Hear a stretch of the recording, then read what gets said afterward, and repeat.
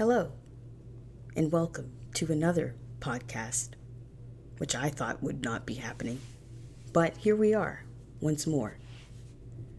So this time we're going to be talking about the whole mirror arc scene in chapter 4, because that's a big whole chunk.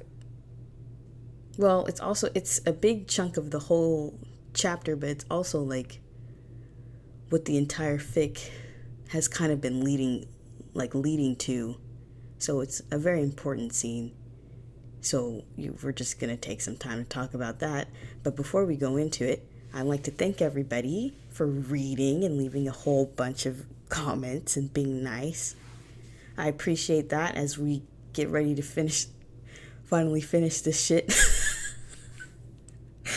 Because we're so close. Holy shit, we're almost done. Damn. So anyway, thanks for all your support and everything, and for reading and sharing and talking about things, and I really appreciate it. So, let's just jump right into it, and I think we should start by talking about the setting first, because that actually took a little bit to think about. When thinking about the artifacts and how each one of them would change, I knew immediately that the furnace, obvious, and the lantern, obvious, but I was like, when I was thinking about how I wanted them to be stuck in a place so they could talk, I was like, how do I want to do that and tie an artifact to it? Because honestly, originally I was going to have some other plot point where they do go find the lantern. Not the lantern, the mirror, and Macaque is just not there. And it's kind of like a period of like self-reflection for Wukong about what he's going to do. But I realized that was going to be too much, and it was going to be way too long with how things were already going. It was already long. And I was like, I don't want to drag this out. And I think that would be awkward. And it was awkward, and that was the right call. So good on me. But I was trying to figure out how I wanted them to get trapped. Originally, it wasn't going to be the mirror. It was going to be some other artifact. But then I was like, I don't know. When doing research for different artifacts in Journey to the West and just in mythology, Chinese mythology, and in that culture, I couldn't find anything that I liked enough or that did exactly what I needed it to do. So I was like, we have to use the mirror. And it's already kind of perfect, it's like switching it. But I know that seems obvious now. It's like, why wouldn't you use the mirror? You're switching everything. Well, I kind of just, with what I wanted originally, I wanted the mirror to be its own separate thing. I wanted that to be like the last, the final act of like Wukong reflecting on everything and thinking about how he wants his relationship with Macaque to go now. So it was going to be kind of like that, and it was going to be more about Wukong's and MK's relationship and what they were doing, and there was going to be a whole bunch about MK's origin, but I'm realizing that was just too much. It was too much for a single fic, and I just think that bloated things. It made things too broad and stretched things out unnecessarily, so that's why I didn't want to do that. So I went back to the mirror, and I just was like, we'll just trap them in there somehow. And when I was thinking about how that was going to happen and how I would describe that, originally the mirror was going to be more shady and ghost-like and more I don't know how to explain it. It's kind of I feel like I explained it okay in the fic, but I'm it was going to be more grayish, dark gray, and just kind of flashy and weird, kind of grayscale brushstrokes. I don't know if that makes sense. With a painting, I guess, that's just in grayscale, and it's just weird because it's and you're in another world, because originally it was going to look like that. And they weren't going to be trapped in a space. They were going to be concealed from the world, so they would be able to see MK but not interact with him, and MK couldn't see them, so they'd be hidden from the view of everybody from the world. They couldn't interact with the world properly, but they could see things and they could walk around and but they couldn't interact with anything. And I was going to have that be how it is when it started, but I was like, I don't think that'll work, because they're going to be distracted by what they see, and they're going to be distracted by what MK's doing, and not really thinking about their relationship or what it's not gonna lead to them actually talking. It's just gonna be them looking at what's going on and like commentating and stuff like that, which is not what I wanted. So I needed them to be stuck in a place where it was just them. And I think that's why in the whole mirror arc, I kind of talk about how, or emphasize sometimes how it is just those two and how there aren't any other distractions. There's nothing to like pull their attention away from the other person. There's nothing to look at or, to like, just take your mind off of something. Like there's nothing like that in there. It's just them and the sound of glass. But, there's nothing visually to take their attention away from each other. And once I realized that, I was like, this is what I want, because I just want them to not be able to look anything. I don't want any excuses. I didn't want anything like that. I didn't want them to be able to fall back on something like, oh, well, this was happening or I was thinking about this. I didn't want that. I wanted them to just be focused on them. So that's why the setting is really important and why I put a whole bunch of thought into it, but it's also just a good showing of how much stuff can change. It just shows how much stuff can change from time to time, like as time goes on. Because I was still planning things, even as the first and second chapter were posted, I was still working on things and still ironing things out. I'm still ironing things out, and the fic is almost fucking finished. So, like, you never really stop. You never really get to a point where you're like, okay, I don't have to plan anything else out because I'm finished. Things change way too much for that to ever be possible. Like, you're constantly reworking things and rewriting things and doing all kinds of stuff. Just with anything, I feel like, especially if you're like really driven, like if the characters are really like driven and stuff, you're constantly changing things. But I don't want to get distracted. We have to keep going. So like, so I talked about the setting of it, and just the broken glass and the feeling of it being like this really bright, I kind of wanted it to be uncomfortably bright because, it shined really brightly when when the mirror trapped them in it. But it's just the glass. I wanted it to be like mirror-like, but also painting-like and grayscale and like just a weird void-ish type of feeling. And that's kind of what I wanted it to be like, because they are literally stuck in a place where that doesn't exist outside of it exists outside the realms. Like, it's not like a place you can like visit, So I wanted to be very like weird and strange and like not, something's off kind of like immediately. So that's why. I guess we're just going to go line by line. I mean, not line by line, but like, point by point, because line by line would be, whew. Okay, so the next 2 points kind of go together. I kind of wanted to explain Macac's powers here a bit more because of a couple reasons. Just going forward and also going backward, I've tried to portray his powers as like he needs a shadow to teleport to and from. That's not always the case in the show. His powers are really like ambiguous. It's kind of like, I think I've talked about this before on Tumblr or something, but they kind of fall into this middle area where there's some logic to his powers, but they also have Macaque do whatever needs to be done in order for the plot to happen, I'm not saying that, I'm not trying to criticize. I'm just being honest. I'm just being real, because there's nothing for us to fall back on. We can't be like, oh, he can do that because of whatever. There's no system in place for us to say that. So it comes off as like weird, and there's no sense to it because there's no system to guide us. It'd be like, okay, he could use this and this to do that. If there's no system, then we're kind of just free falling, just going with the flow. So I tried to put some logic to it, and he needs a shadow to teleport to and from. So, in the mirror, there's just 2 shadows, which I thought was really funny.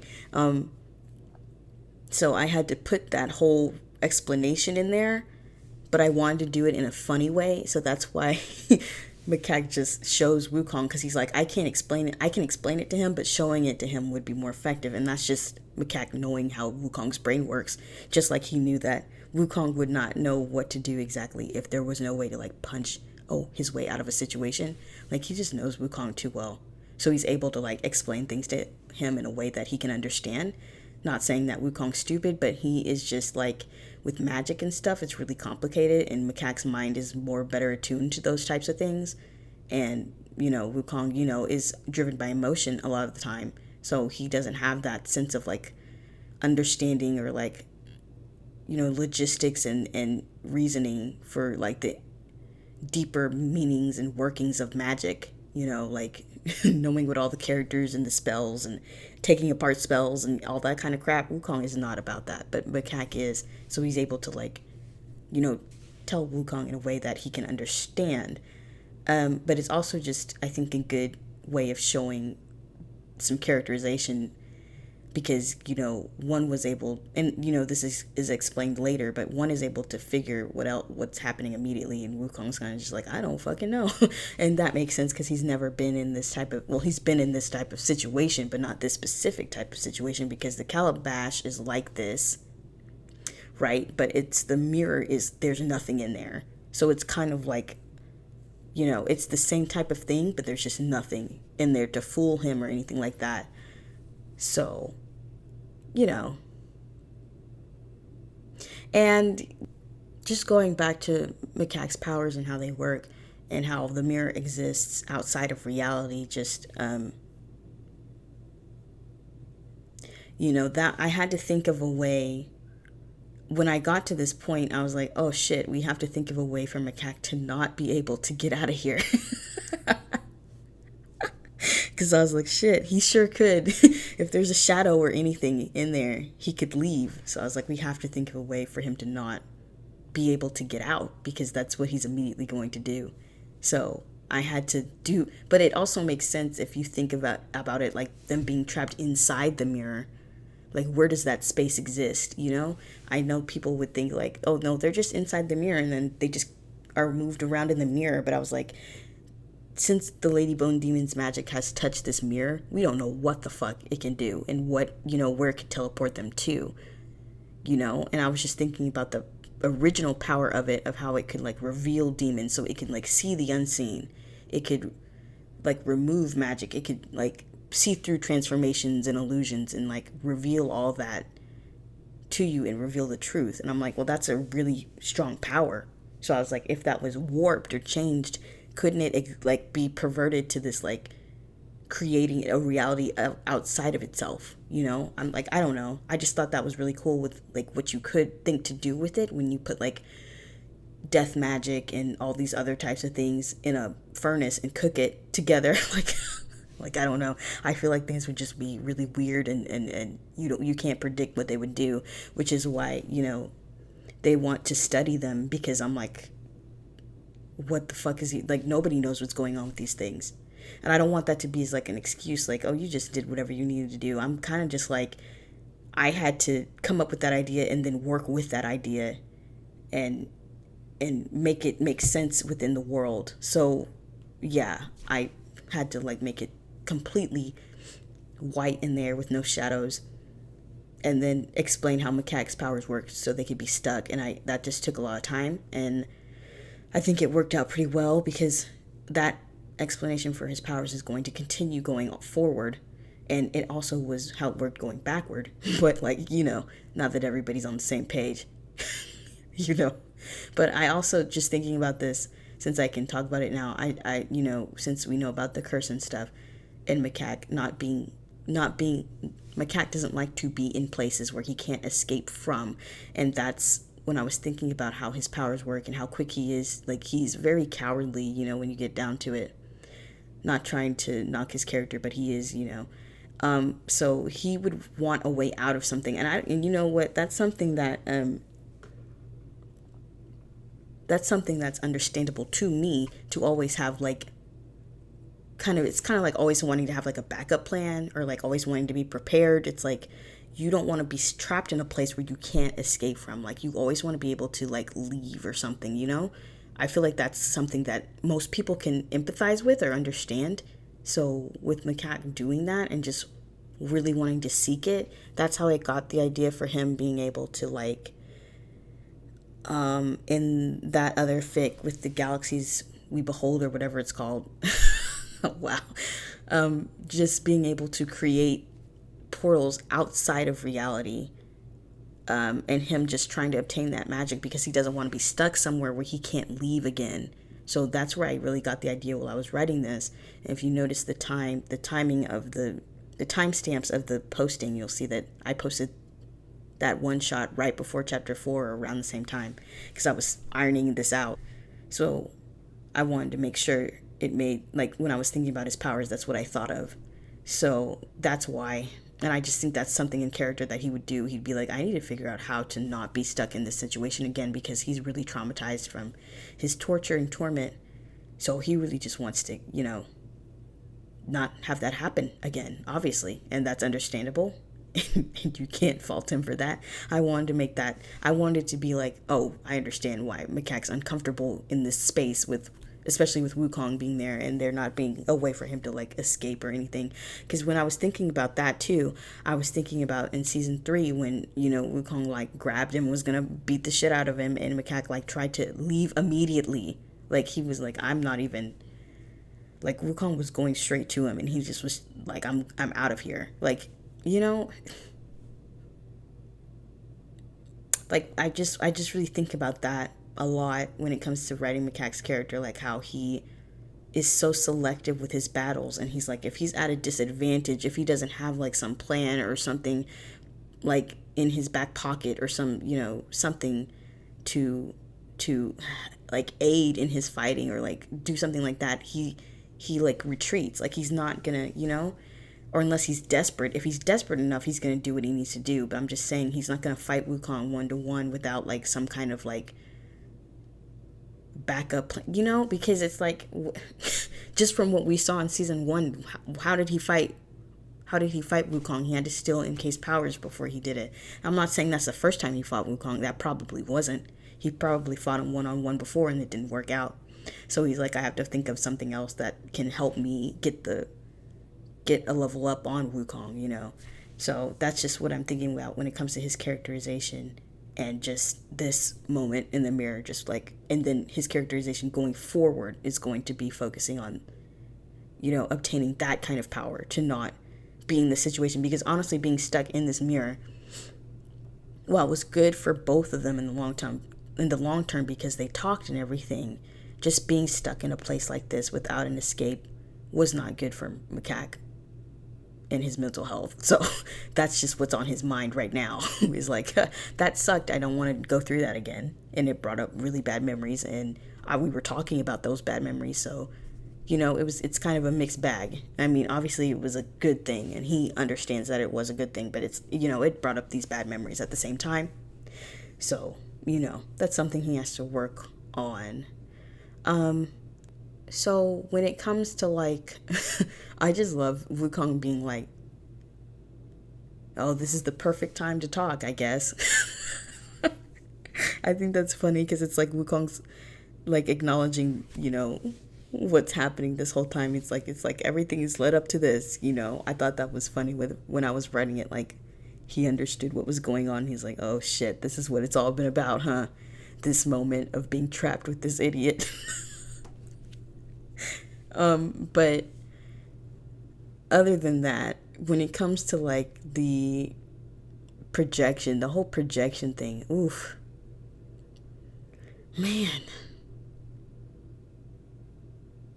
it's so crazy after you like post something. you post a chapter and you're like, oh, I remember the suffering I went through here. Yeah, the projection was actually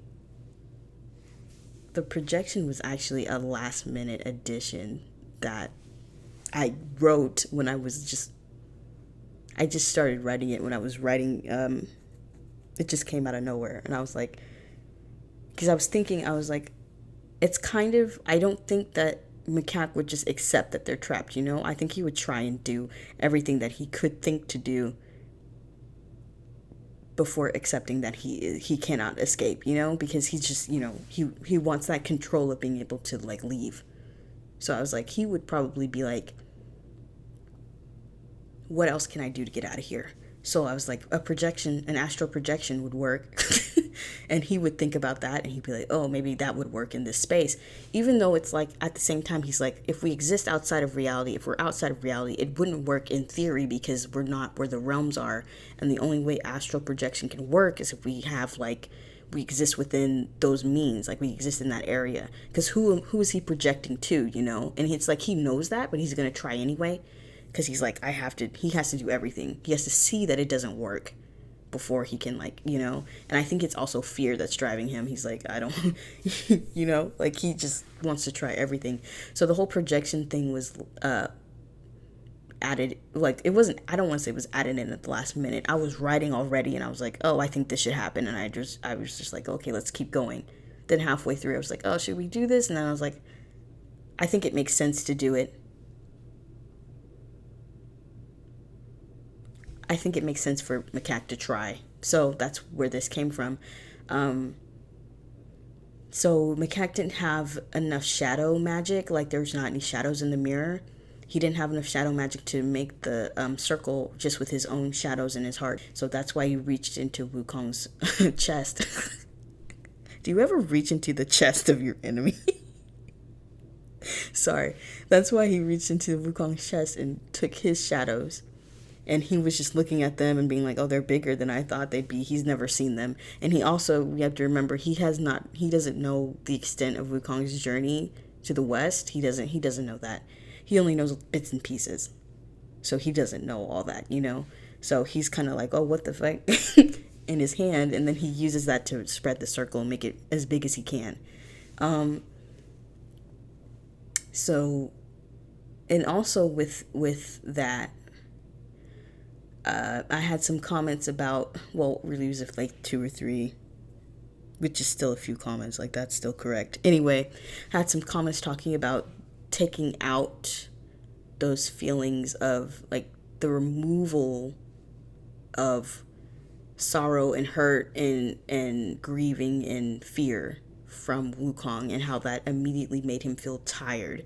I wanted to talk about that because when I was writing that, I was like, how would that feel to have all that taken away from you? And I think like the assumption is that, or not assumption, it's like initially you would think, oh, that would be relieving or like a leaving. You'd feel like, oh, that's much better. You know, all that stuff is like gone.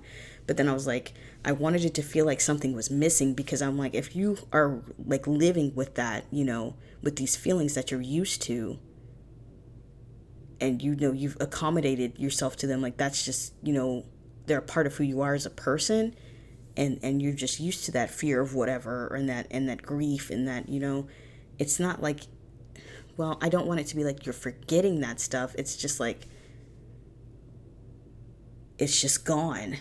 And I wanted it to be like, what would you think of yourself if that was gone? Like, what would you be like, you know, if those feelings were gone? Not the memories with them, but the feelings were gone. And I think it's like, oh, you'd be like lighter, you'd feel, you know, better because you're not weighed down by these feelings. But I'm like, well, feelings can weigh you down or alleviate you. I kind of wanted it to be like you take them away and something feels like something important is missing from you. Not saying that trauma and pain is like essential to every single person. You know, I'm not saying that. It's just like something that you have had inside you is now gone. And it's like, oh, damn, what am I supposed to do without, you know? I just wanted that feeling of like, oh shit, I've been living with that.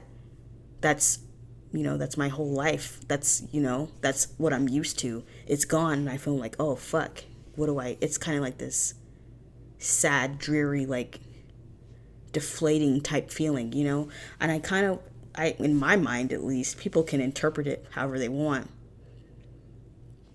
But when I was writing this, I was like, what if somebody like actually took your heart out, you know? Because that's what I was thinking. I mean, Macaque is really digging around in his chest. And I was like, what if he literally took Wukong's heart out? There would be like this, you know, it would be painful, of course, but it would be like, oh shit, like now what is the rest of your body? Of course you'd like obviously die, but this is the Monkey King, he can't die. So it's like, how would that feel if like the rest of his like body was like, oh shit, where did our essential organ go? You know? And it's just like that confusion of like, Now what do we do without this like crucial part of ourselves? It's gone. And I wanted that to kind of be like, not I feel better, or like I feel like this is how I'm supposed to feel. I want to be like, I don't know what to do now. I don't know how to function now. That's kind of what I was trying to go for. I'm sorry if that doesn't make sense. I'm not trying to like say something specific about, those feelings or trauma or pains or anything. I'm not trying to like, say something like that. I was just thinking, if you could take it out of yourself, how would that feel, So that's what I was trying to explain. So that's just how it feels. And then when you get it back, it's like, okay, that's what I'm used to, So now I know how to be. Like, that's just that's my day to day, Like, that's what I was trying to say when I was explaining it. Of course, I understand how you could get the reverse, but that's just how I was thinking when I wrote it, and how I was thinking the magic of it would work, because it's also magic. Like, if you have to put it into a magical context of like, if you could physically take these things out, like, not just like because we're thinking about it applied to ourselves, but you have to apply it to the universe and like this, specific place, and just how magic works. If you take the magic out of somebody, because it's also, magic is like essential. It's like if you took like celestial magic out of Wukong, it would feel the same type of way, because not only is that the primary source of his magic is celestial, as a celestial primate, he has celestial magic like running through him constantly. And it's like, that's, if you took some of that out, you'd feel drained. I wanted it to also have that magical feeling of like, the magic, you just took magic out of somebody, so it's gonna feel like, ugh, that's kind of what I wanted to combine, those things. So that's why that was a really long explanation for a really small part of this mirror arc. So I hope you're excited, because this is gonna be 2 hours anyway. Anyway, so yeah, I wanted to talk about Macaque's his orb is not small. It's smaller than Wukong's. I just didn't want it to be like huge, Of course, he's gone through a lot of trauma, but Wukong has also been alive longer. Macaque wasn't like accumulating or accruing shadows while he was dead. I hope that makes sense. It's just Wukong's just lived longer and is had so many other journeys and all these other feelings and traumas and grieving for multiple people, that his darkness is a little bit larger. Also, we didn't take the shadows of the mind, and I think that would be more where Macaque's shadows come from, but he didn't want to take his mind shadows. that's a little bit too much.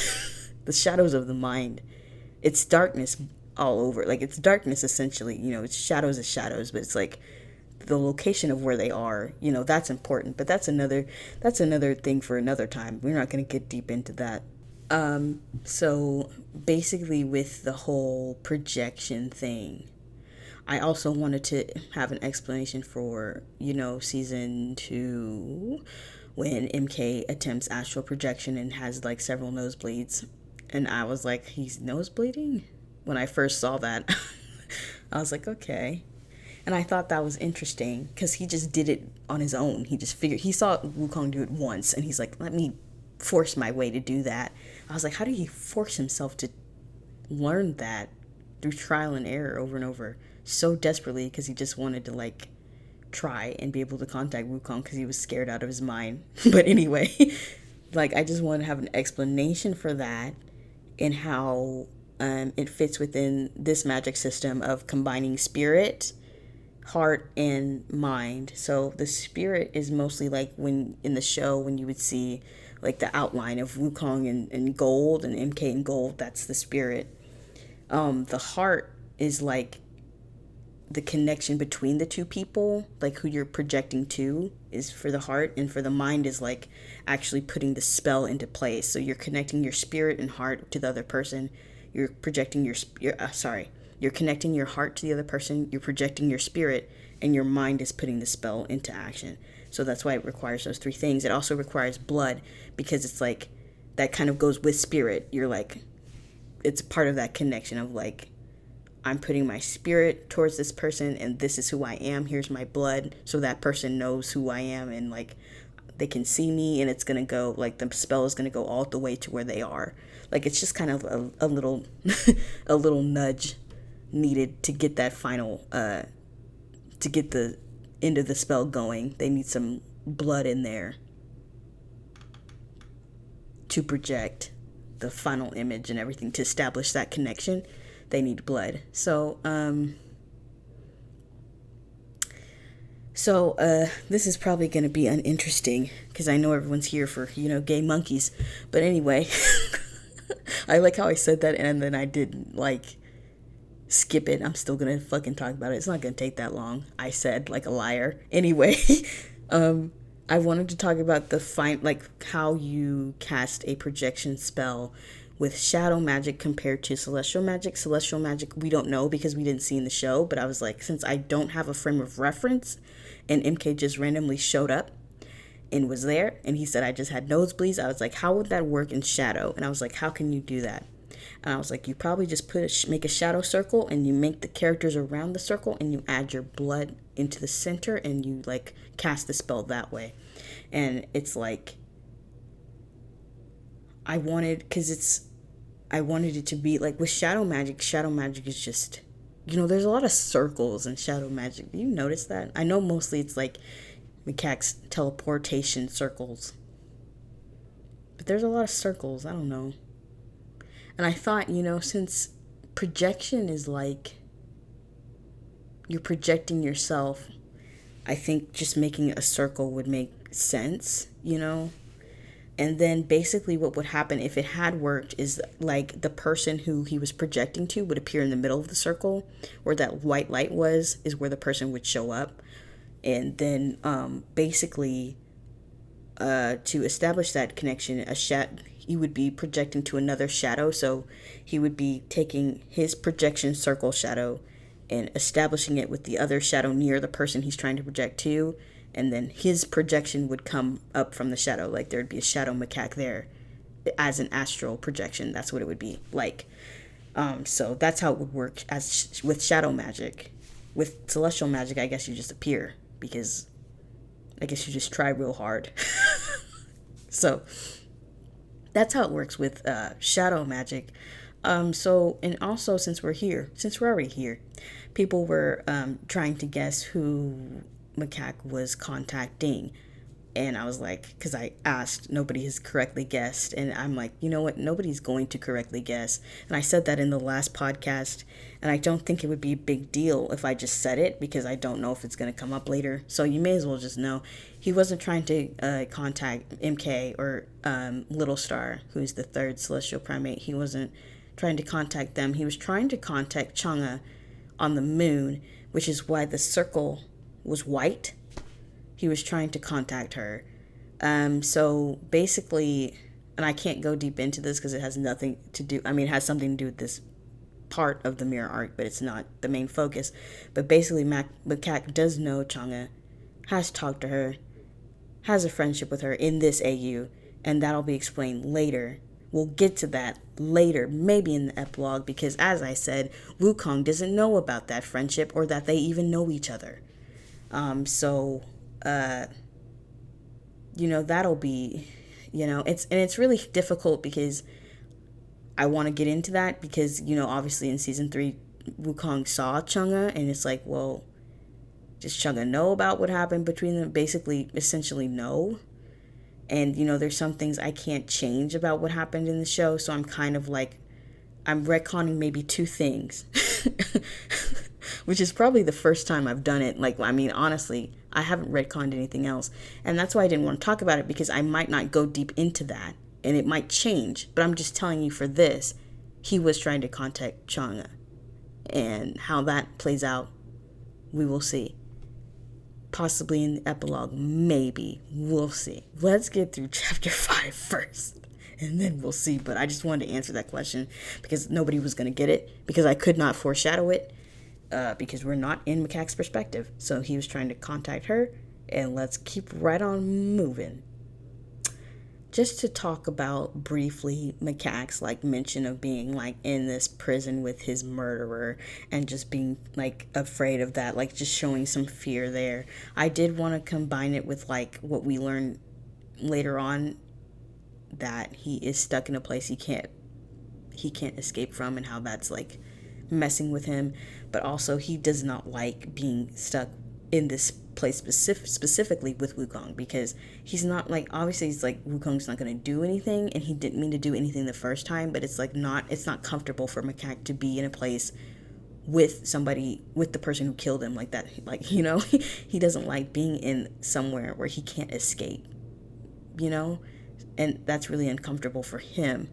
And so that's why he's like being sarcastic and shaking a little bit. Like, it's both of those things combined. Like, he doesn't like not having an out here, and you know, because he's not saying, I mean, you know, it's really difficult, because it is just like, it's, you know, he's traumatized, and he's just, this is how he's reacting to it.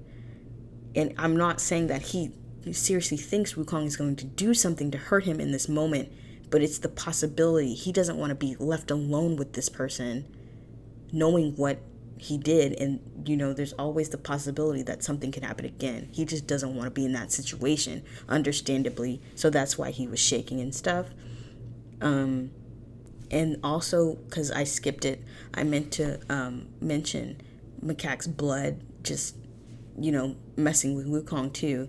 Like, that really, just seeing it and smelling it just really brought back those feelings in a kind, like, whew, that's just a lot, you know. I think I've said a few times in the fic that Wukong just held him for a long time when he died, and he saw his blood and smelled it. Like, that's all he could smell, you know, for a long time. So just smelling it again is like, ugh, you know, and seeing it again is like, ugh. So he's like, yikes. It's not great for him to see that, and that's why he responded that way, and he had to like comfort himself, because that's something that he has like had nightmares about and stuff like that. Like, he obviously is torn up about it, but he stayed with him for a really long time with Macaque's dead body. So, you know, it's not a good time for him to see that. And of course Macaque doesn't know that, but you know, that's just the explanation for it. So, you know, this is at this point, after the projection and everything, we kind of just go right into it. We kind of just like, boom, there we are. Like, here's where the argument starts, you know. It starts right here. I like that Macaque, you know, kind of like ignites it, you know, because he's just so mad. And it just brings out these feelings of like how Macaque genuinely does not like any of the great companions for multiple reasons, and he just hates them. He just hates them, and he can't hide that anymore. He never hid it, really. I mean, no, he never hid it, but he can't hide it now, definitely. And I think since we know, you know, because everyone here has read chapter 4, you know about what happened, but like, since he impersonated Wukong, he knows how the divine circlet feels. So he saw Tributaka use it, and he felt it, and he knows that's what Wukong felt. So strike number 1. Yeah, strike number 1 was them putting that on Wukong, and you know, causing him such great pain that Macaque also felt. Also, just knowing that the whole journey and being friends with the great companions changed Wukong. Strike number 2, Macaque doesn't like that, obviously, because, you know, he tried his best, you know, to advise Wukong and be like, oh, you shouldn't do that, or don't do that, this isn't a good idea. He just wasn't listened to. But, you know, since Wukong's been traveling with these people, he's been listening to them. So Macaque has some resentment there, because it's like, what the fuck? You know, he feels like he's not good enough, or not what Wukong needed, you know, or that he did it the wrong way, or, you know, he just doesn't feel great about it. So, you know, don't know if that's strike number 2 or 3, but we're going to get to 3 strikes somehow. Also that, you know, they forced him on this journey and kept Wukong, you know, from Flowerfruit Mountain, from what was important, from his whole life. You know, he just had to go on this journey for 14 years. He doesn't know, Macaque doesn't know it lasted for 14 years, but he did show up at the end. towards the end. So he's like, it's been a while. He hasn't been back. I mean, honestly, in the journey, Wukong did go back and forth, but he didn't stay for a super long period of time. Basically, he'd drop in on Flower Fruit Mountain and like save the monkeys because some demon came. Some demon came again for the 1500th time and tried to like capture the monkeys or whatever, and Wukong would just come by really quick and just clean up the mess and, you know, check on things and leave. You know, he would throw, like, when him and Tripitaka got into fights, he would go back there, just check on things and throw his little fits and stuff. If it wasn't going to Guanyin, it would be going back to Flower Fruit Mountain. So he would go there, but it's also like Macaque wasn't there because also during this point he got dropped off in the mortal realm. He's recovering from the curse and everything, so he didn't get dropped off on Flower Fruit Mountain. He got dropped off in some random place, so he doesn't know that Wukong was going back and forth. He wasn't aware of that information. He was too busy suffering. So so yeah, Macaque doesn't have any love for any of the great companions at all. So yeah. But, and then I like that oh God, you know the word, juxtaposition, because Wukong loves them with his whole heart and soul and mind, and he'd do anything for them, and he does not like anybody shit-talking them, and he will not stand for it, and he's just fiercely protective of them and their memory and everything they stood for, and it's just this like clash between them. Like, this is what sparks the whole fucking discussion, obviously. This, like, because they're just butting heads over this thing, like Macaque being like, oh, these people are so important to you, they were your whole world, they're all there, like, you didn't care about anybody else, it was just these people. And Macaque and Wukong was like, well, they were super important to me, but that doesn't mean other people weren't important to me too, like, you know. It's just, and it really highlights how Macaque is just like put himself, it's like Macaque has put himself in this little like cube of his own reality. Like, he's put himself in this own, like, yeah, basically like a cube or a bubble of what he thinks is right, and he's convinced himself that that's what's right because he's connected all the pieces, and that to him is the only thing that makes sense. Like, he's looked at everything that he could, and he's like drawn lines and, you know, made that big board where there's like pictures and tacked on strings of yarn or whatever. He's done all that, and he's mapped out what makes sense, and that's what he's going with. And right now Wukong is like, that's not true, and Macaque's like, well, I've thought about this forever, so obviously I'm right. You know, he's not really listening to what Wukong's saying, and he's not like taking that in, but because he just has convinced himself otherwise, you know. And it's like, why? And it's, you know, you think, why has he done that? And it's like,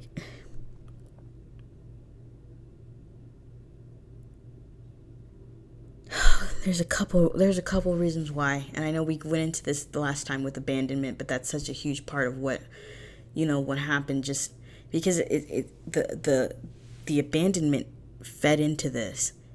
And also it's just that tearing down, that abrupt tearing down of the ideals of the Monkey King. Because when you hold someone up on a pedestal and they're just all of a sudden like, no, they can't do what you thought they could do, you know, they're limited, they're not perfect, they're, you know, they're not invincible, they have faults, you know, just because they're a person, you know, that happened. And Macaque is like, well, fuck. And then he was abandoned. He's like, well, fuck, you know. It's both of these things together. It's that abandonment and that tearing down of what Wukong really is.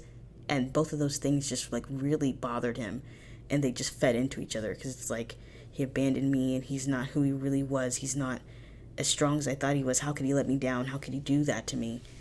And he's like, it's kind of like Macaque like convincing himself like, well, you know, I was his mate. Why wouldn't he do everything in his power to try and like find me or save me or whatever, you know?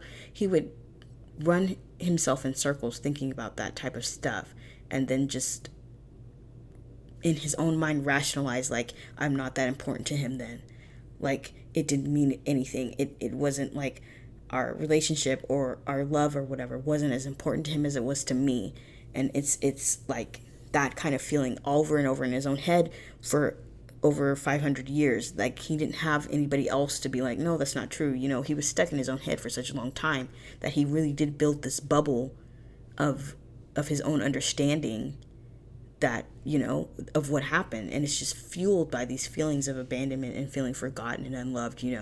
So that's why it's like he has this anger towards the great companions, because he sees how hard Wukong fought for them. He sees how quickly Wukong got back to them. He sees how desperately he wanted to save them, and then he sees how much more he cared about them because he killed Macaque over, he killed Macaque over him. And, that stayed with him. That just fueled his beliefs, that just made him feel like everything he thought was right.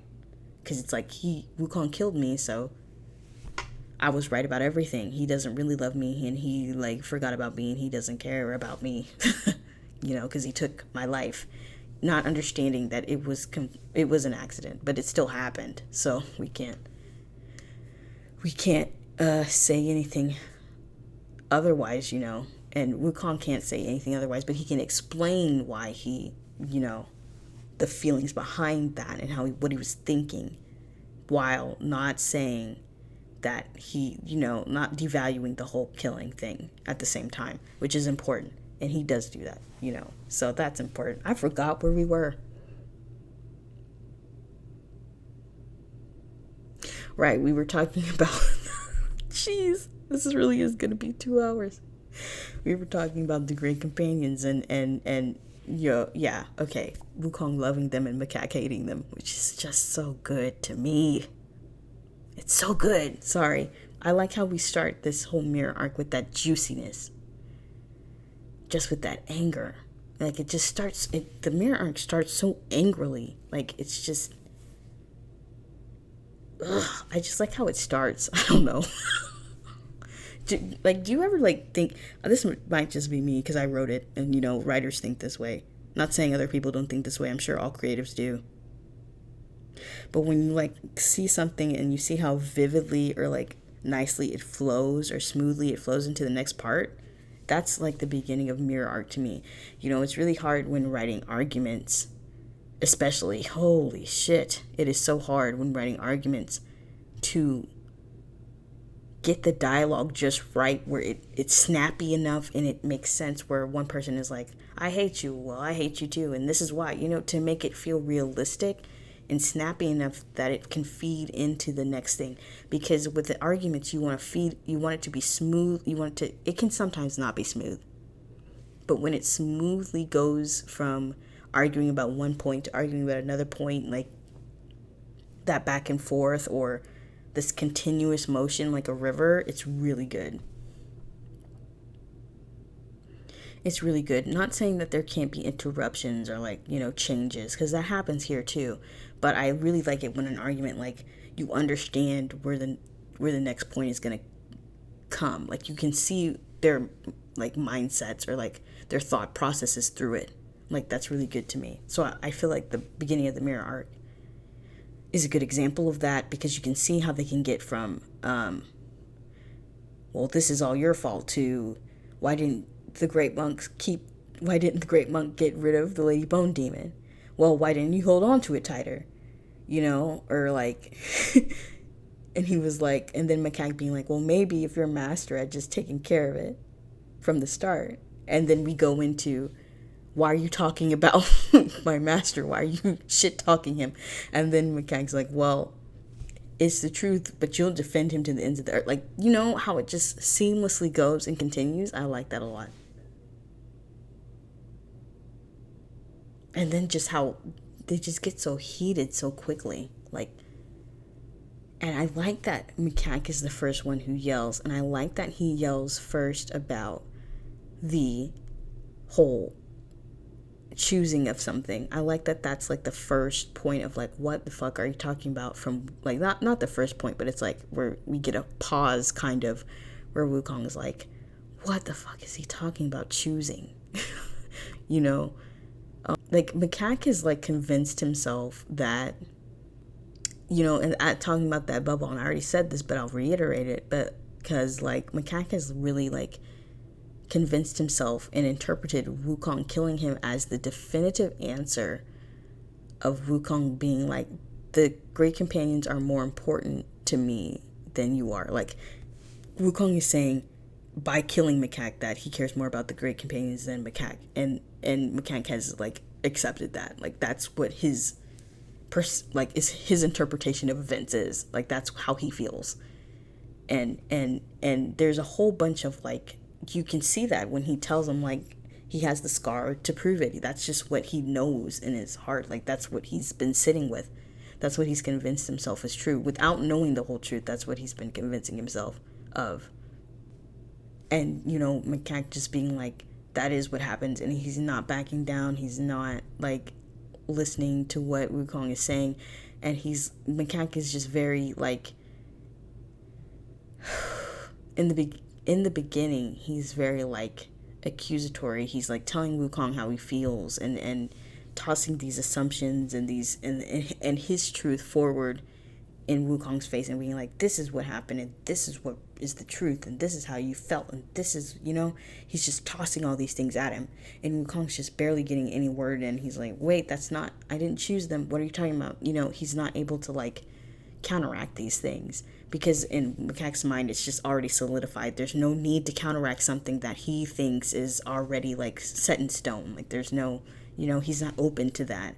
So Wukong's basically just banging on a like metal door and Macaque is just not even responding or opening it or reacting to the banging because he already like has accepted this and this is what is true to him. So, but I like that Wukong still keeps trying about it and he's like trying to get the truth out there because he's like, he doesn't like that he's the only one who's being like it's like Macaque has forgot about the whole nightmare trapping scenario, and if he had just come up and talked to Wukong, they could have worked this shit out, but that didn't happen. Macaque is putting a lot of the blame on Wukong when again, if he had just talked to him, this wouldn't have happened. And you know, Macaque, because he's like, because it's this dialogue specifically where Macaque goes, we saw each other for the first time in over 500 years and you cared more for those stupid fools than me. And it's like, well,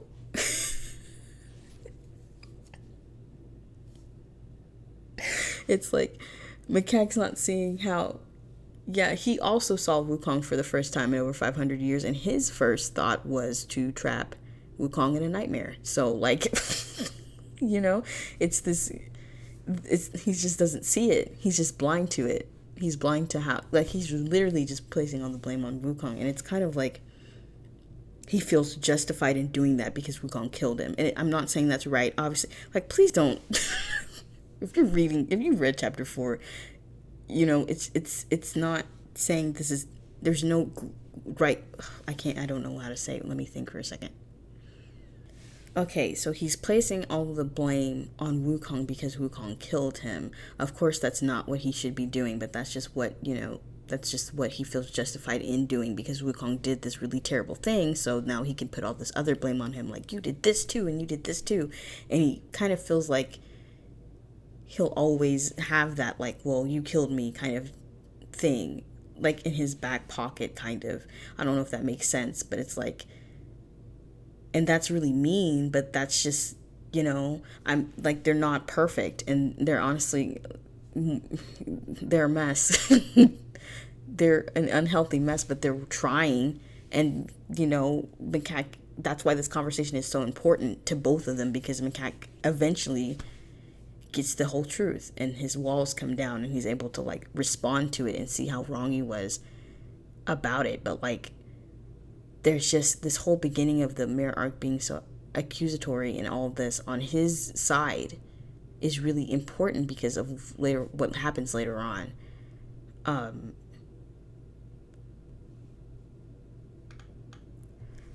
The whole part where Macaque is like,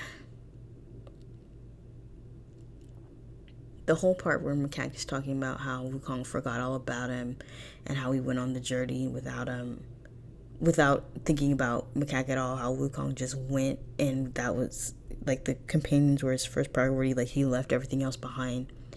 That bit of dialogue changed a lot because I was like, it was really hard to characterize in Macaque's voice because I wanted him to express that feeling of feeling forgotten, but I didn't want it to be so candidly stated. I wanted it to be like heavily implied and you like got what he was going for, but he's not like weeping and crying about it. It's just like stated as a fact, and it's just a sad fact. It's sadly stated. And he's just like, you forgot all about me, didn't you? And it's I just wanted it to be like really like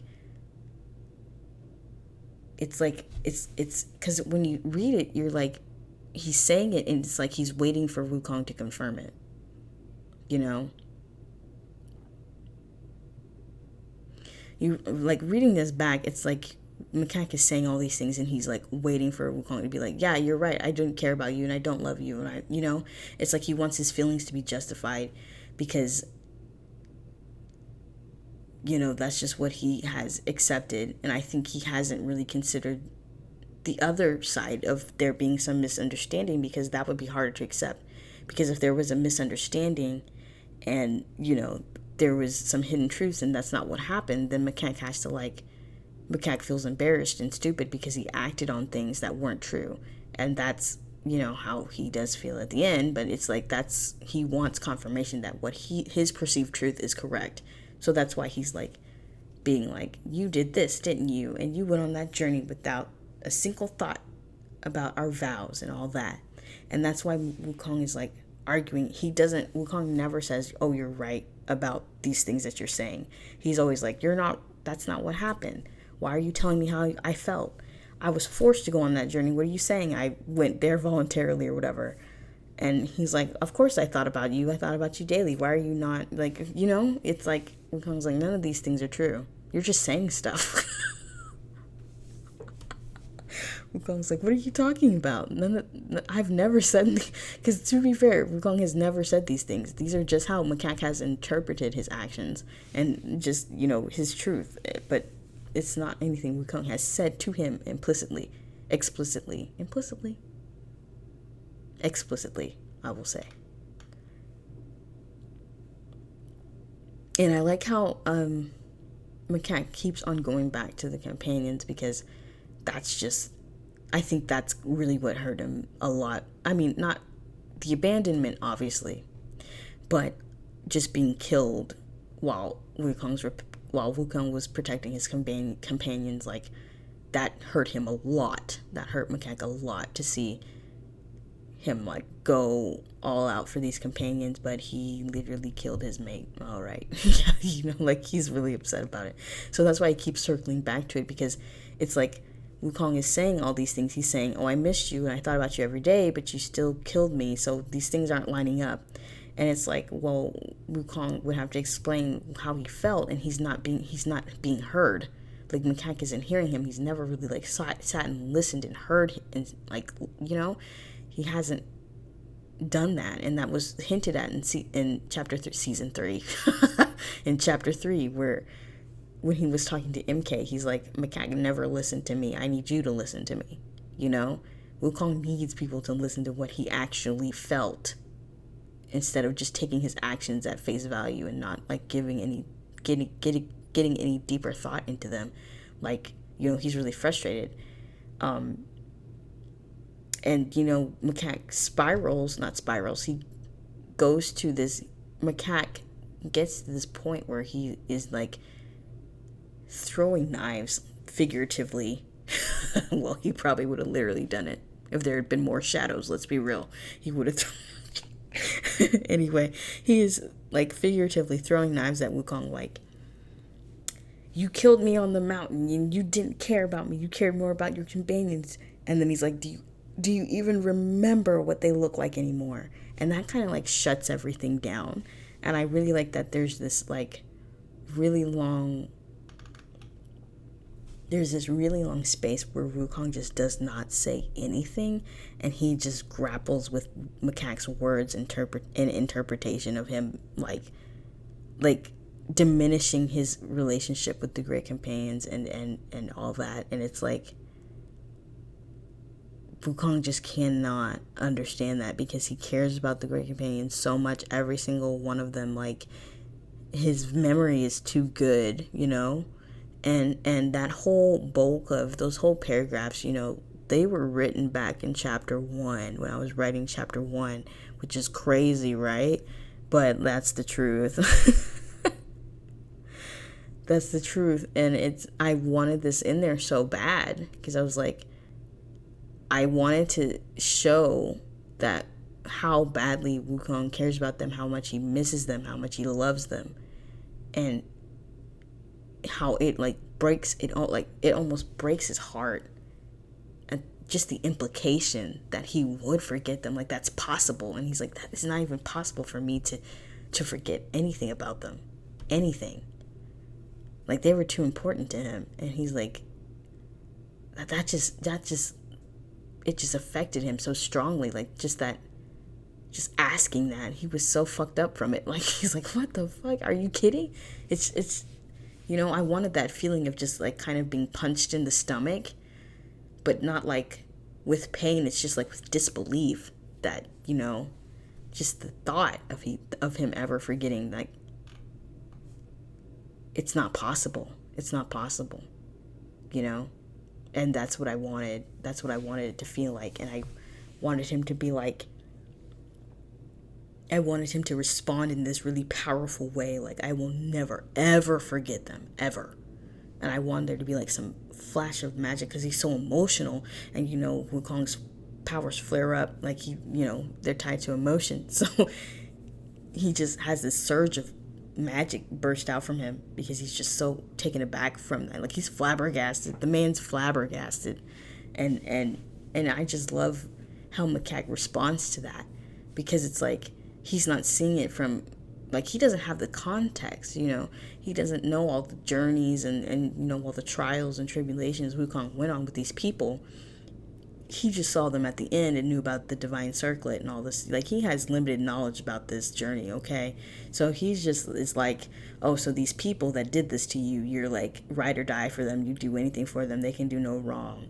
And now you're saying, you're telling, like, Macaque is like, now you're telling me that you would never forget them, and you're getting this emotional about it. And you also killed me while trying to protect them. And it's kind of like this slow acceptance of like that's what he was waiting for, you know? Because I said before, he's waiting for Wukong to confirm something, you know? And then Wukong confirms this, that he really does care about the companions and he will never ever forget them. Wukong confirmed that, because that's true.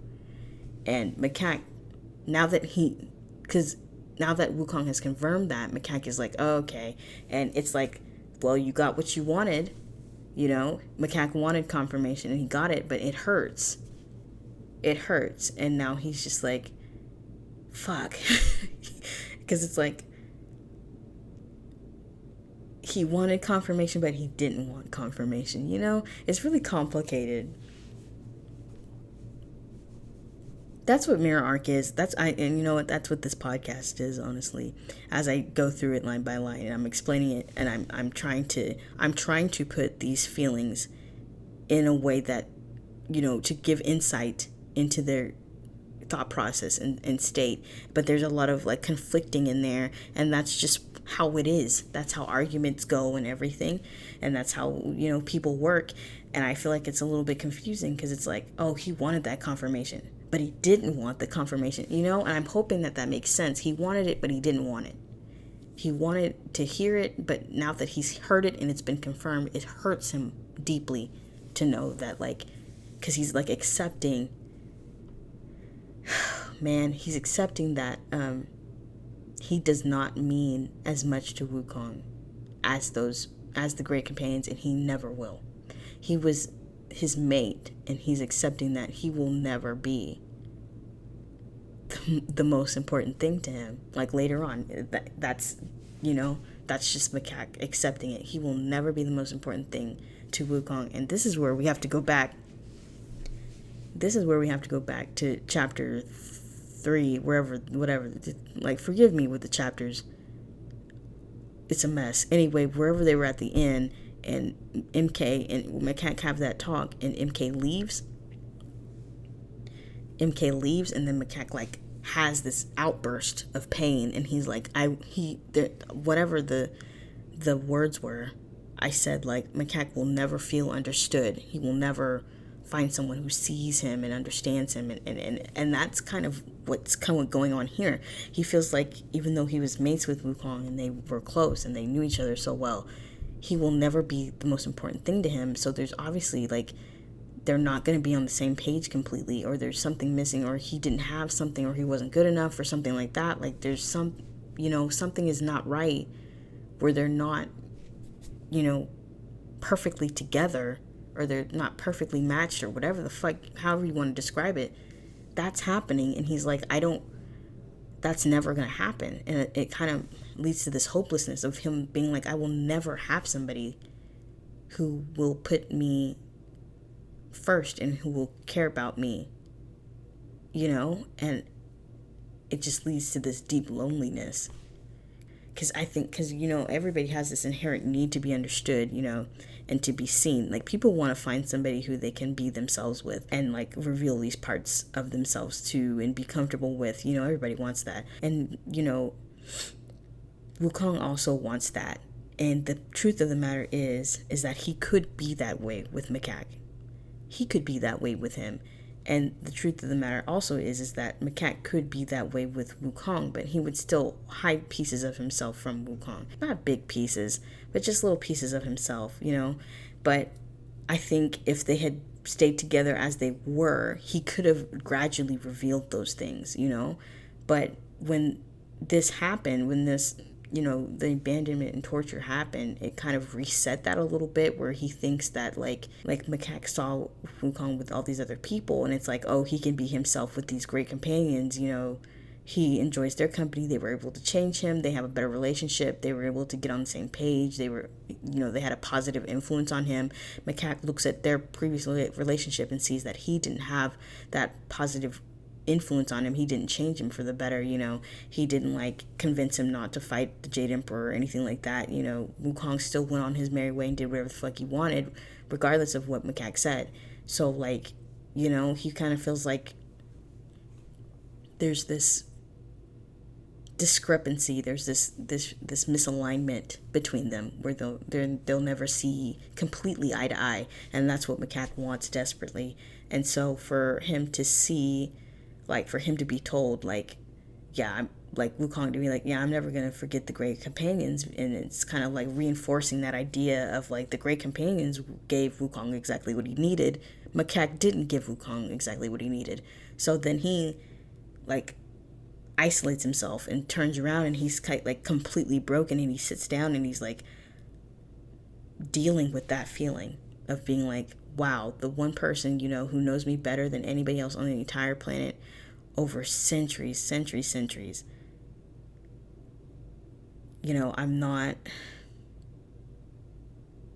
I'll never be the most important thing to him, and he abandoned me and he doesn't care about me. That's kind of what he's feeling in that moment. And he just feels really like alone and lost and sad. And I wanted to like portray that really well, of him, just because it's a lot of, I feel like I'm getting so off track. This really is going to be 2 hours. Anyway, a lot of how Macaque portrays himself, how he carries himself, how he, his demeanor. He's very like, I don't want to say put together. I say put together. Macaque's demeanor is like, he's not clumsy or silly, he doesn't really express that much. Like, he tells people how it is. He doesn't, he's honest.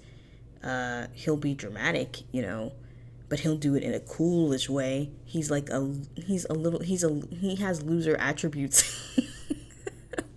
But he's picky about how he portrays himself. He's mindful of that, so in this mirror arc, when he like has these moments of doing things that are uncharacteristic, you can tell that he's really affected by an emotion. Like, he's like, for him to like laugh and like turn around and sit down and just like draw his knees to his chest and wrap his arms around his knees and curl his tail around his boots. Like, that's not something he would normally do. So he's literally like not focusing on how he's portrayed or how he's seen right now. He doesn't care about that right now because his emotions are too strong to even consider that. He's just like, he's just focused on that emotion.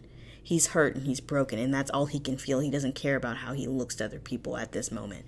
That also happens at the end of the mirror arc, when he kind of like stumbles backwards and falls on the floor. It happens again because he's just so affected by something and it's too much. He forgets to like be mindful of how he looks and how, and also that's exhausting to be constantly mindful of how you're portrayed or your demeanor and all that shit. But Macaque does it, that's what he does. Anyway, so this whole part with, because I feel like we've been talking about Macaque a lot, just talking about Wukong,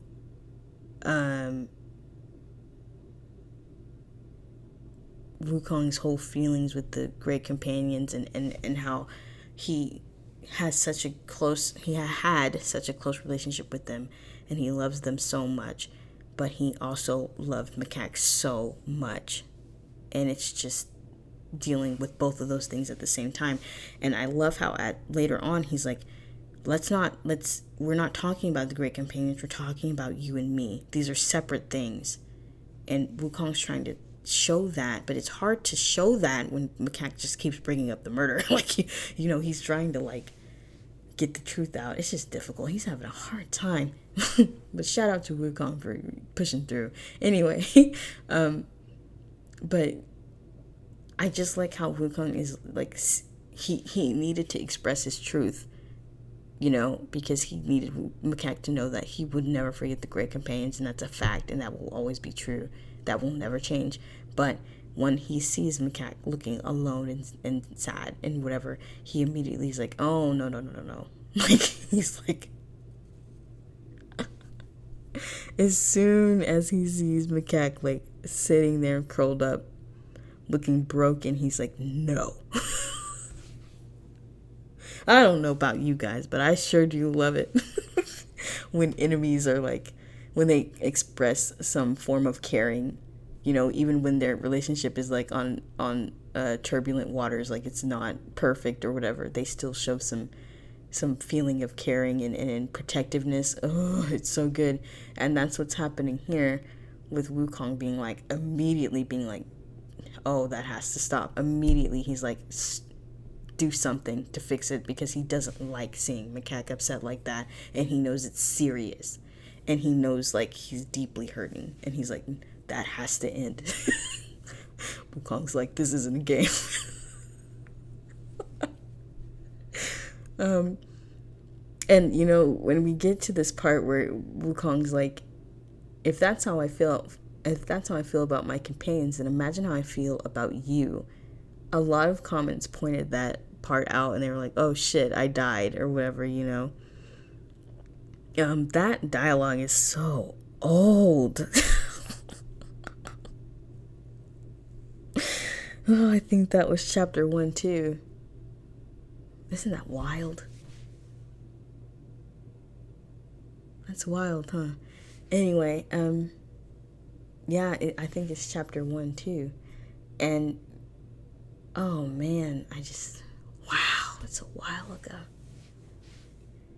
Gosh, this is a small aside, but just reading this again and looking back at it, just knowing it's almost over, and just remembering everything that I wrote and where I was when I was writing it is wild, because there's so much, and it's only been a few months, but a lot can happen in a few months, and a lot did happen in a few months, so dang, I don't know. Anyway,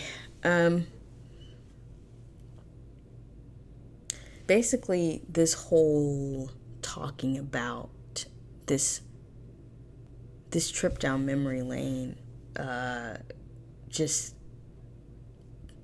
just see how sentimental Wukong is, and I think that's beautiful. I think it's beautiful how he's just like, I'm just gonna be honest and talk about how I remember all these things about us and how I still hold these like memories dear, and I can remember the feelings and the sunshine and your touch and like where we hung out and all that kind of stuff. I like how Wukong's answer to Macaque being feeling forgotten is Wukong reminding him how much he cared about him both, and how he still remembers these things, and how he like holds their memories and time together really closely to his heart, and how Macaque probably thought that he didn't, and he's trying to tell him that he does care, and he like still values these things. He still values their relationship a lot, and I think those whole paragraphs where he's like going down memory lane and just thinking about like how they used to be, and how just the importance of bonds, and how they were in love and everything, and they could have lasted forever. It is so sappy, but that's just who Wukong is. He's just a sap. Sorry, Wukong's a big sap. I think that's because he's just so sentimental. I think it's impossible. He doesn't express it, but he feels it deeply, and he will express it in times like this, where it's like he's alone with the person, or like it's a dire moment or something like that. He will express it, but it's like mostly he's like he has like this defensive mechanism where he doesn't, show that much vulnerability, or show how much he cares about people or certain things, but he does care deeply. That's why he isolates himself. But this is him trying to focus on those bonds, and just reminiscing about how things used to be, and how close they used to be. And this line where it says Macaque knew and loved him when he was at his worst, there's nothing to fear, is basically reiterating what I said before, where Wukong could be his true self with Macaque, because Macaque did know him at his worst. Like, truly, and he loved him anyway. So Wukong is like, Macaque was my ride or die, and I would have done anything for him, and he would have done anything for me. And it's this, gosh, and then just the paragraphs after it, because this is great, because this is exactly where I was going. Wukong like acknowledging that they know each other on such a deep level that it could never be replicated. It could never be done with anybody else, because they just have spent so much time together, centuries and centuries together, that it cannot be possible with anybody else. I mean, like, if they got interested in another divine or a demon, because I just don't even know, because demons live longer, but they're not immortal unless, they do certain things, they just live longer, like 500 years, stronger demons live longer, but, I just think about how Wukong was originally supposed to die when he was 342 or something, but then he wiped his name from the Book of the Dead, so that didn't matter. Like, that was his expected lifespan, and that's not, like, don't take that as, like, fact, because the whole timeline of Journey to the West is a mess. But anyway, just that they have spent so much time together, like, longer than a normal demon's lifespan, almost into, like, divine levels, because the divine beings live so long. They have spent so much time together, and they know each other so well. They've had all these conversations, and they've spent so much time that they just know each other so deeply that it can't ever be, like, nobody else can take their place. Like, it would take so long to make that relationship with somebody else, and it's like, why would you do that when the person you originally did it with was, like, perfect, like, that's Wukong's thinking, he's like, why would I try with anybody else, when I have somebody who is the same type of being as me. Like, they're both celestial primates, so they understand the hurdles that come with that. They understand that they don't belong anywhere. They understand how their specific magic works, They lived on the same place. They were born at the same place. Not at the same place, but on the same mountain. They're both monkeys. Like, you know what I'm saying? Like, it's like, Wukong is like, there is nobody else. Like, we were meant to be together, He doesn't want to, he just doesn't want to open his heart romantically to anybody else because it's like, it's just macaque to him. And that's just it, because it's also just sharing that space and sharing that time with somebody who has seen the world change too, who was there for those moments, and has seen the gradual development and change. Macaque was dead for a long time, so he didn't see like everything, but like he was there, like, in when the world was younger. He saw all that. He was with Wukong through that, and it's like, who else can he say was there for that? It's just like Naja, Demon Bull King, Princess Iron Fan, Red Sun was there, and he's like not on good terms with a lot of these people because, all his great companions are dead. All his mortal people that he knew, they're dead. So he has to hold on to these people, but he's like afraid because of just grieving. And then he's done things and he's messed up some relationships, but like, I don't know. It's just his relationship with Macaque is so intimate and unique that he doesn't want to let that go. And he just can't imagine, and he can't imagine because he did kill him and he had to imagine it. He had to live without it. And that's why he was like so depressed and grieving for a long time. He was so hard on himself, berating himself that whole time because he's like so mad that he lost something that was so crucial and important and specific and unlike anything else he will ever experience. Like, he knew there was not going to be anybody else that would get him as deeply as Macaque did. And he was so hard on himself because of, obviously, about what he did, obviously. But then he's like, I will never see Macaque again, and we'll never be, that's what he thought. And he was really hard on himself because of that. And he just accepted that, he was just like, I can't, nobody else will get me like he did. And that's the entire fic has kind of been pushing that. The entire, like, every time they fought, they've been in sync. They didn't have to communicate anything. They had to say, like, maybe one line of something like, you start, I'll finish, or something like that. And then they didn't talk again. And then they would say one thing where it's like, you get 4 hits, and instantly they know what the other person is talking about. That's a type of deep connection that is formed like once in a lifetime, obviously. And Wukong knows that, and that's why he's like trying so hard, and that's why he's been listening to MK and trying so hard, because it's like, this connection is really special. It's really special, and he knows that, and he's trying so hard this entire, especially in Mirror Arc, he's trying so hard. Okay, so there's been a big break in between the first part of this and the second part. Like, there's been like a week break, so if I repeat myself or say things that I've already said, I'm sorry. I listened to the first part again before doing this one, and I think I remember most of what I've already touched on, but like, if it happens again, sorry. I can't. I'm trying my best. Anyway,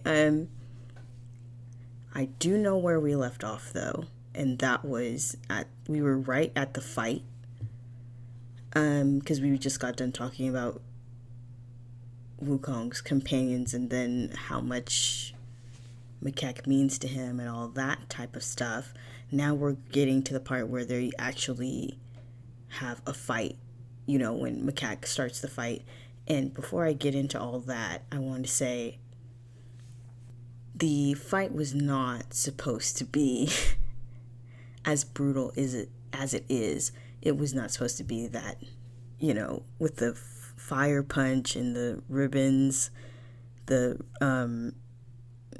wasn't supposed to be that painful, I guess. There wasn't supposed to be any fire. For sure. I think initially I just had Macaque like tackle Wukong and then have him be in that position just to raise his weapon above his eye. I think I just did it that way. He didn't punch him initially, but when I was writing this and I got to this part, I was like, I think we need to make that a bit more meaty, because at this point it's like we have to think about how Macaque is feeling. And then, he just got told by Wukong all this sentimental stuff and all this this is how I felt when I held your hand for the first time, and I remember all that, and you're so important to me. And then Macaque's way of thinking is that, okay, you say all that, and then you still killed me. So it's like he still has that anger building up, So he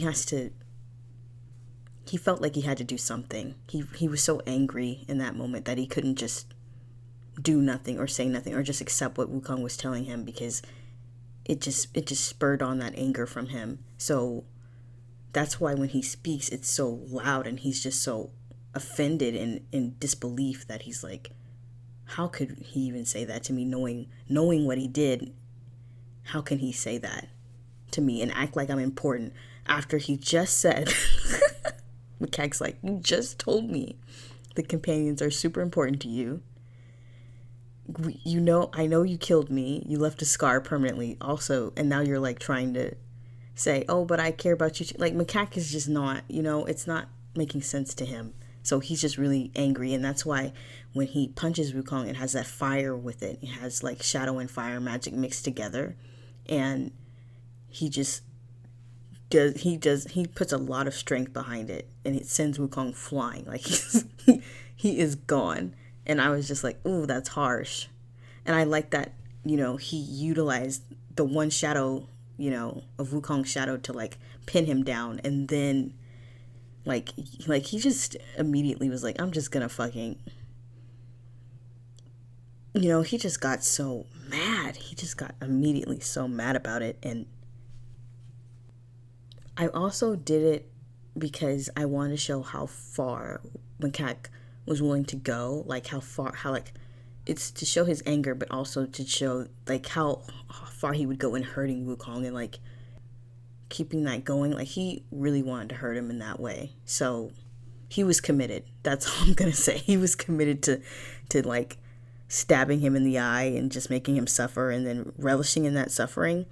And his whole dialogue during that whole sequence where he's like, how does it feel, to know that this is I'm gonna be the last person you see. Like, the last thing that you see is the person you love, standing over you, about to kill you. Like, it just shows how traumatized he is by that, and how deeply hurt he is by that he would say that out loud to Wukong in this moment, that he'd be like, and it just reveals a lot it reveals a lot just with those words, because it shows that Macaque was in such disbelief when it happened, and that image stuck with him, that Wukong was the one to kill him with that final blow. That stuck with him. And then, like, he has that final thought of, this person was, my mate. They were my partner. Like, and they're going to do this to me. Like, it's that kind of sticking thought that was his last, thought before he died. That's what he was thinking. That's where he went out. He left thinking that, and it just stuck with him, and it's still with him now. And that's why it affects Wukong a lot, because he, like, has thought about that, and he's like, I sure was the last thing Macaque saw before he died. He couldn't see, he didn't know what Macaque was thinking, but he came to that conclusion because he's had like 1,000 years to think about this. So of course he's going to think about every piece of it that he can. And, that's why it's like really upset him when he heard those words. He's like, oh shit, because that just broke his heart all over again. Like, he was really, really upset. And like, he couldn't speak, of course, because he was getting choked out. Can't. It's hard to speak when you're getting choked out. But it really upset him. And I think if Macaque didn't mention the torture, Wukong would have like gone into that. He would have like tried to talk about it. But since the torture was mentioned, they couldn't really get into that, because there was more like, not important, but it was like, that was what he didn't understand. So he's like, hold on, let's talk about the torture before we talk about anything else. He's like, before we get to that, let's go back. What are you talking about, torture? Like, what are you talking about? But before, like, I also want to talk about how during the whole fight and going back and forth and all that, all those things, all that anger and stuff, I want to talk about how in the middle of that, Wukong was like calling Macaque nicknames, like his pet names, like Moonlight. He like switched so quickly into that. like, and it's important because it happens after Macaque, like, talks about how Wukong promised him paradise. Like, he was like, you know, we were supposed to be together, you promised me paradise, and then you took everything away from me. And, you know, Macaque has that single tear coming down, and that just shatters Wukong's heart again, because he's like, oh no, I can't stand to see Macaque cry. Why is he crying? You know, it's kind of just like, oh no, it's just a reaction that he has. And then Wukong immediately is like switching to a pet name to like call him that and show affection and love. And Macaque immediately shuts that down because he's like, you can't keep saying these things and then like forgetting what you did. Like, how can, you know, it's kind of like, Macaque's like, how can both of these things be true? How can you be so devoted to me and say you love me and all this other kind of stuff, but then you also killed me? Like, how can both of those things be true? Like, he's just so, you know, his brain is just not able to wrap around that. It doesn't make sense to him. So, like, Wukong saying a pet name in this moment, it just comes off as fake. It comes off as, like, placating, like, oh, calm down, it's not that big of a deal, you know, to Macaque, where he's like, it is a big deal. Like, this really fucked me up, you know? Like, Macaque's like, what, first of all, you don't have the right to call me pet names anymore, ever, so let's get that straight. Second of all, Wukong trying to comfort him or whatever that's not gonna work. Like, he doesn't, like, Macaque is just so abrasive and just defensive that he's pushing that away. He doesn't want that kind of comfort from Wukong. Like, he can't put his heart in it. He can't believe it, you know, because they have to get past this barrier of the truth. Like, they don't have the full truth. So they have to get past that in order for vulnerability to happen. And when that vulnerability happens, then Macaque can, like, be receptive and, like, take things in. But right now he cannot, because he's still so stuck in his ways. Like, he cannot take anything in. It's like a big wall. And I think I said that before, that Wukong has to continuously just keep punching through, and him using a nickname is his attempt to try and do that. Like, he's trying to do that actively. He is trying to punch through this wall, and he's doing everything he can. But I like that as soon as Macaque starts crying, Wukong immediately switches to calling him a nickname. I think that's really cute, and that's something that really, like, gets to me all the time, is when, like, enemies hating each other and getting onto each other and just, like, being angry. Like, I like when they have these moments of, like, switching back to being affectionate and caring and loving, and it's, like, spurred on by an emotion. Like, it's either because the other person is angry or sad or something, and they're immediately switching back into how they used to be, where they're like, oh, I can't stand that. I don't care what kind of relationship we have now. I cannot stand to see you cry or whatever. And that just perpetuates throughout how their relationship changes. Like, that doesn't change, you know, that reaction does not change. And that makes me weak, so I had to put it in there. But that's also just how Wukong is. Like, he's so sentimental, and, you know, he cares about Macaque a lot, obviously, so of course he's gonna be like, no, so stop, don't cry. Like, that's too much for him. So he's like, no, I have to do something. Yeah. And I like that Wukong, when it comes to, like, telling Macaque the truth, he's like, he understands Macaque's brain so well that he's like, I have to give Macaque something that he wants in order to get through to him.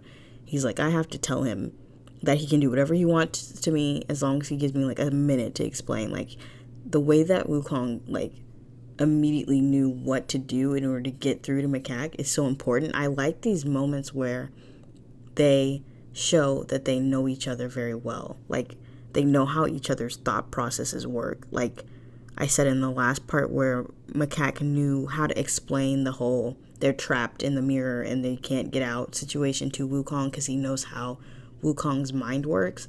This is kind of Wukong knowing how Macaque's mind works, because he's like, if I give him what he wants, then he'll listen to me. He'll give me the opportunity if I just say, you can do whatever you want. And that's honestly, he was fine with that. He was like, if Macaque wants to just, you know, go ham, that's fine. I just have to tell him, you know, what I figured out. He has to know what I know. So he's like, he can do whatever he wants. And he meant that. Macaque could do whatever he wants. Wholeheartedly. So it's I just like that because it says a lot about both of them, and it says a lot about their relationship if they can they know how to communicate with each other, but they know how to communicate with each other so well that they can like predict each other's thoughts. Like they know what conclusions the other person is going to come to. They know how to follow their thought process. I think that's such an important way of displaying a relationship, or like a relationship that's lasted a really long time. Like they're able to like predict and like, all these little signs that you can put into a fic or whatever to show that these characters know each other very well, like them being able to fight without saying a word, and just being in sync and knowing those all those little ways of showing that these characters know each other so well is so important. And I like sprinkling that into the fic every chance that I can, because it's they were together for a really long time. They were mates, like there's no way. It's exactly like I just read chapter 3, and it's like with Macaque going and getting Wukong those peach flavor candy. Like he was like, Macaque was like, if we ask Wukong what he wants to eat, he's gonna want peach something.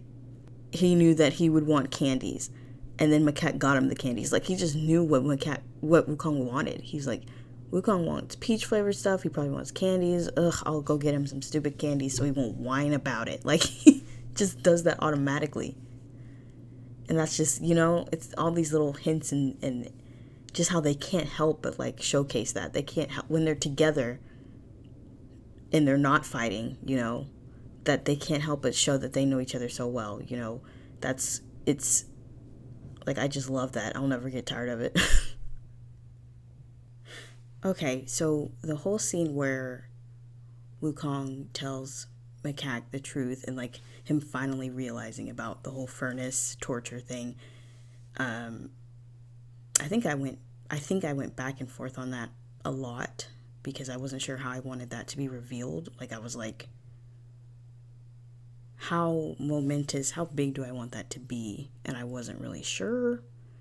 And I was just not sure. Like when it comes to revealing these big plot twists, even though it's not big to us because everybody fucking knew what it was, it's big to them. So it's like, how do you make it big to them without like frustrating the reader? It's one of those instances where you're like, okay, this has to be big for the characters, but it can't be so big that it feels like it's like you're insulting the reader, because of course like the reader already knows. They already came up with, like, probably in chapter 1 people were like, but this is obvious, people figured it out. I didn't want to insult people. It's just that these monkeys are fucking stupid, and we have to have this moment where it's like, oh shit, you're right, So Macaque like going like, what? And like backing up and having that information wash over him, that's a really big moment for him, because it's like his mind has been blown. He does not. He is... Macaque.exe stopped working, He blue screened. So he's over here trying to rationalize that and like recontextualize everything. Meanwhile, Wukong, now with this information in mind, is like, okay, now everything makes sense. So he is immediately like standing up, healing himself, getting revitalized. And I like that. I like the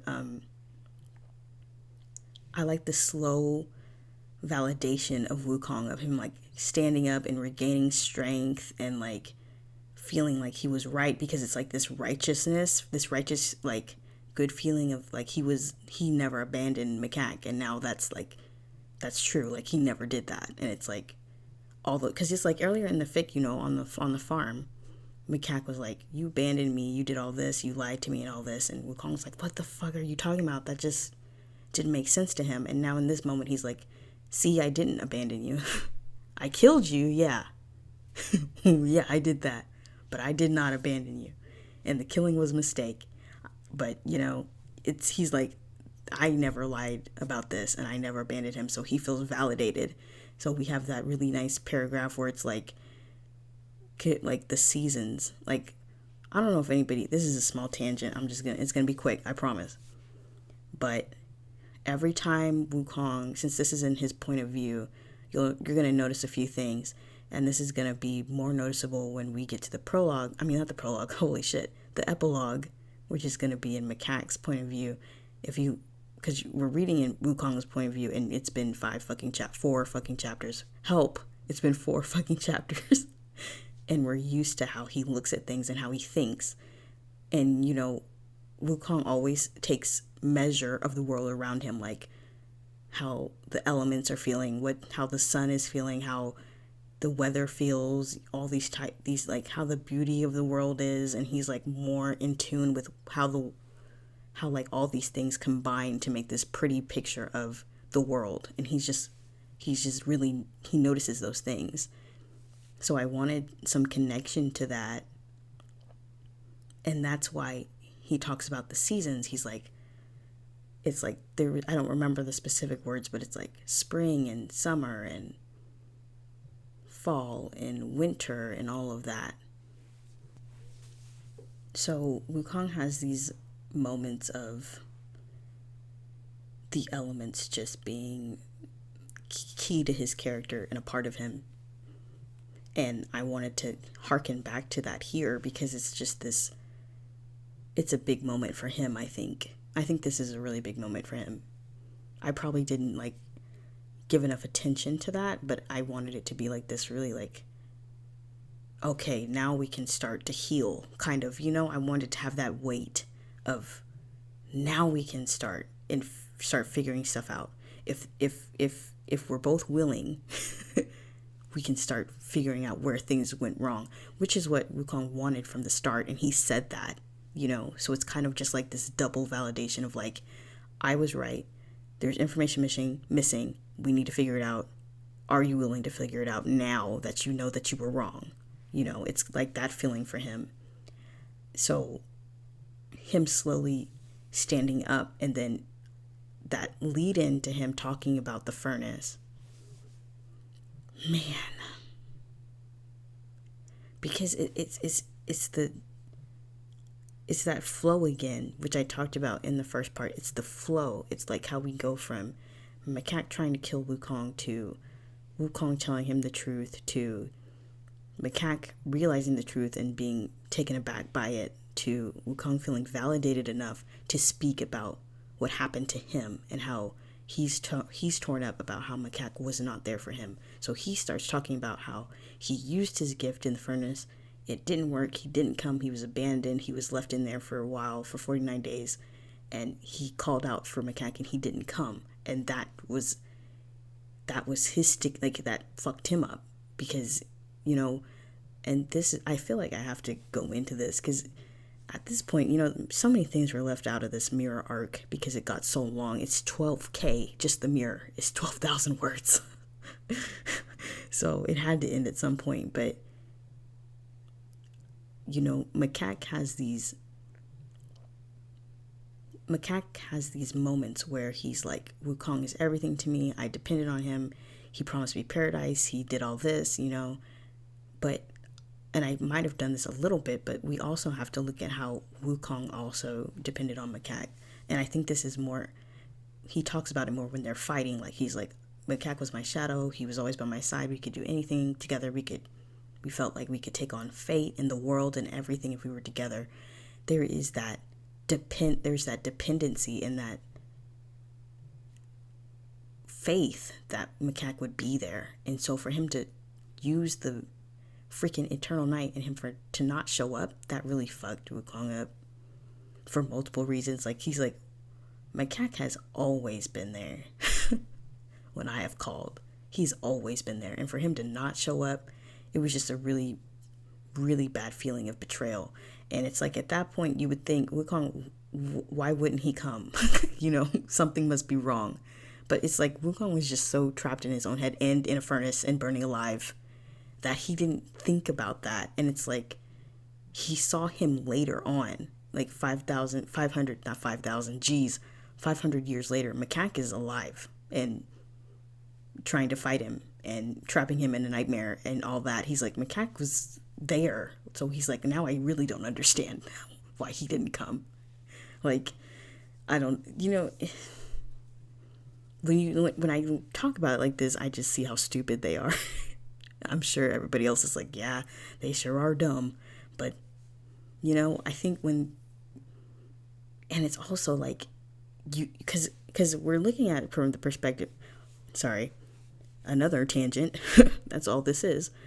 We're looking at this from the perspective of people who are not immortal. So you're thinking that like immortal people have ample time to dissect these things and work out all the kinks and all that kind of stuff. And which is fair, that's what you would think they would do. And that's what we as mortals do. We try and figure shit out for long periods of time as much as we can. We try and do that because we just want to understand or like reflect or get self-awareness, whatever we're trying to do. And it's just like we would expect immortals to do that too because they have even more time, so why wouldn't they? And it's like that's really key to immortality too, because they do that. They do spend long stretches of time just exploring things about themselves, about the world. That's all over, mythology in all kinds of cultures. There's these long stretches of time where they try and like think about these things.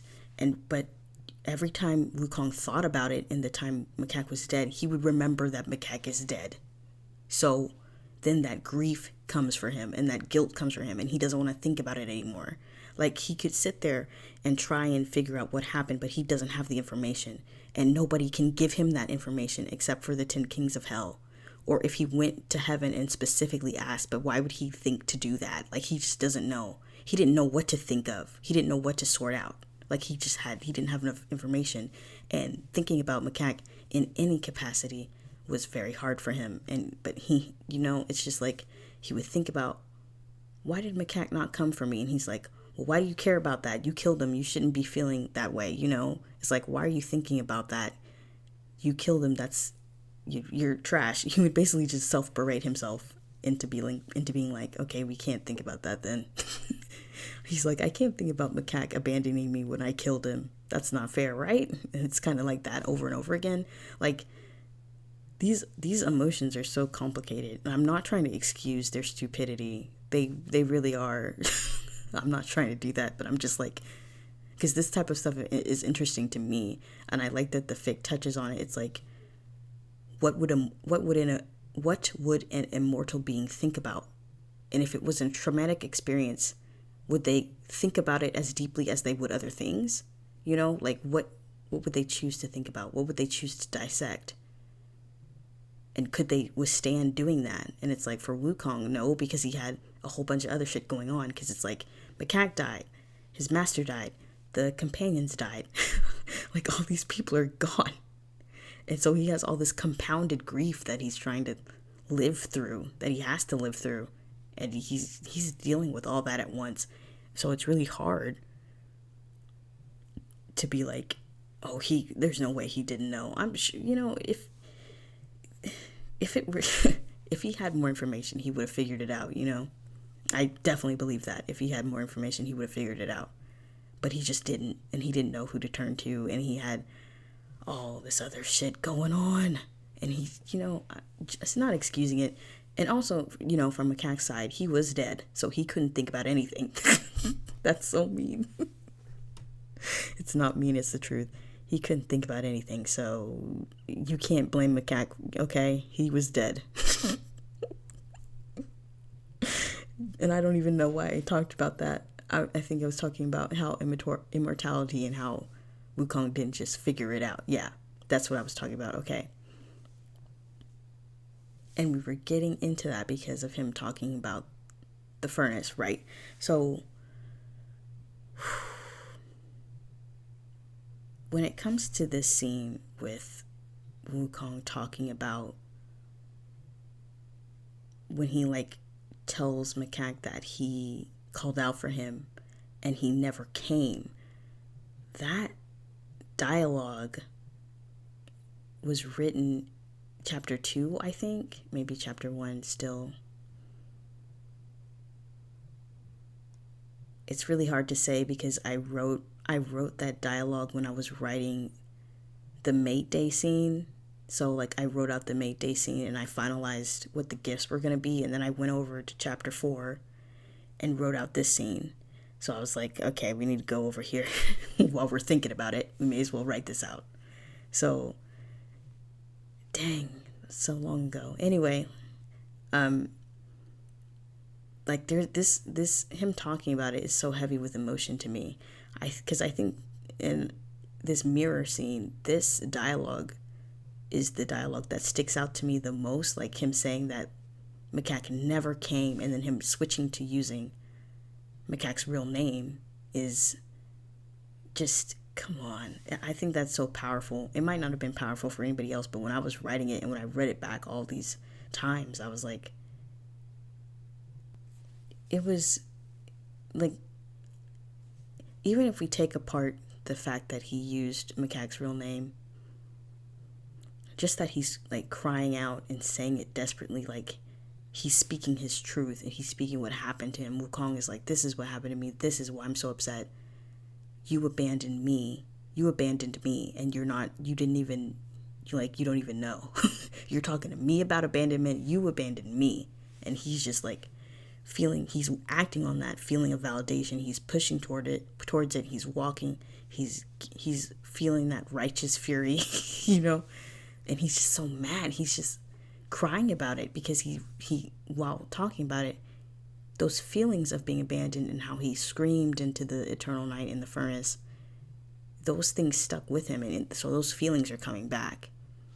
And for Macaque to be moved by the words, and then for him to be moved so much that despite Wukong killing him and everything that's happened and how complex their relationship is right now, that he still feels the need to go over there and offer comfort of some kind is really important.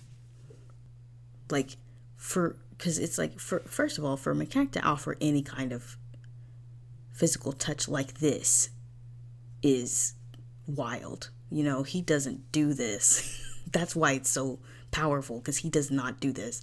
There's been times when during this whole fucking trip, Wukong has been upset and troubled and whatever, and Macaque has berated him instead of helped him. He's been an asshole instead of offering support or whatever, so for him to do this, for him to be so moved by Wukong, like being so upset, for him it's like another instance of that, oh no, don't do that, from Macaque's point of view, because we've seen it from Wukong's point of view a couple times.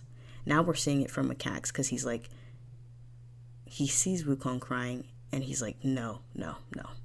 And it's also like learning that he abandoned Wukong, and he's like, fuck. Because that's not who Macaque is. He's always come to Wukong when he needs help. He's always been there for Wukong. So to learn this is upsetting to him deeply. He's deeply upset because he didn't know. So he's like, fuck, I didn't even know that happened. And then also, like the first time Macaque saw Wukong's eyes, after the race, it was a really big, deal where he like immediately, because I talked about this in other podcasts or some other time, where he immediately stopped doing whatever he was doing to just be like, who did this? And he's just looking at his eyes. So for him to again pause and look at Wukong and be like, oh, I'm sorry, and then to look into his eyes, it's like Wukong's eyes have done something to Macaque, because he's just like, he sees him and he's like, oh shit. Because it's also like a reminder of Wukong being hurt, just like Macaque's scar is a reminder to Wukong that he hurt Macaque. It's like a parallel kind of, even though Macaque didn't do that to his eyes, he didn't do that, but it's just a reminder that Wukong was suffering and in pain, and he could have helped him and he couldn't. It's just a reminder of that. So, and then he just doesn't like, regardless, because that's how these enemies to friends type, whatever, exes to friends, whatever the fuck you want to say, that's how these relationships work. Like, there's been times in this fucking fic where Wukong has gotten hurt and Macaque has just laughed or been like whatever about it, but it's like, now that he sees this suffering and how Macaque was connected to it because he didn't save him, he's like, I have to offer some type of comfort, because I know, first of all, I don't like that I wasn't there, and I promised I would be there and I wasn't. he used the special gift that I gave him, and it didn't work. It worked, but I didn't show up, so that sucks. Third of all, like, just the pain of it, just the pain of it, I think it just bothers him. And the feelings of abandonment, because he knows how it feels to be abandoned. So he's like, the fact that Wukong went through all of that too is frustrating, but he's like, I have to offer some sort of comfort, because he's seeing through Wukong's display of emotion how much it hurt him, and he just has to go over there and offer comfort of some kind. And it's minimal, it's a cheek touch. He just touches his cheek. But what makes it even more powerful, because first of all, we're like, holy shit, Macaque just touched Wukong's cheek, and he hasn't touched him in the whole 80,000 words of this fucking fic. He has not done that and initiated anything like that, and he's doing it here. But then we go over to Wukong's point of view, and his mind is blown again. He's fucking in shock. He's like, what? He's touching me? Because Wukong's like, I never ever thought Macaque would touch me voluntarily and apologize. This is unprecedented. This is, I don't know. He's like, I don't know what the fuck's going on. Wukong's in a state of shock. He's like, what the fuck? And I like how he just opens his eyes and he's just staring at him. Wukong's just wide-eyed, like, what the fuck is happening? And it's also the first time Macaque has seen Wukong cry golden tears. That's the first time he's seen it. I'm pretty sure, yeah. So, he sees Wukong's eyes, then he sees the tears. He's like, what the fuck is that? Macaque is like, what the fuck has happened? What is going on? Macaque's lost. He's like, where did all these fucking powers come from? Where did all this shit happen? He's fucking...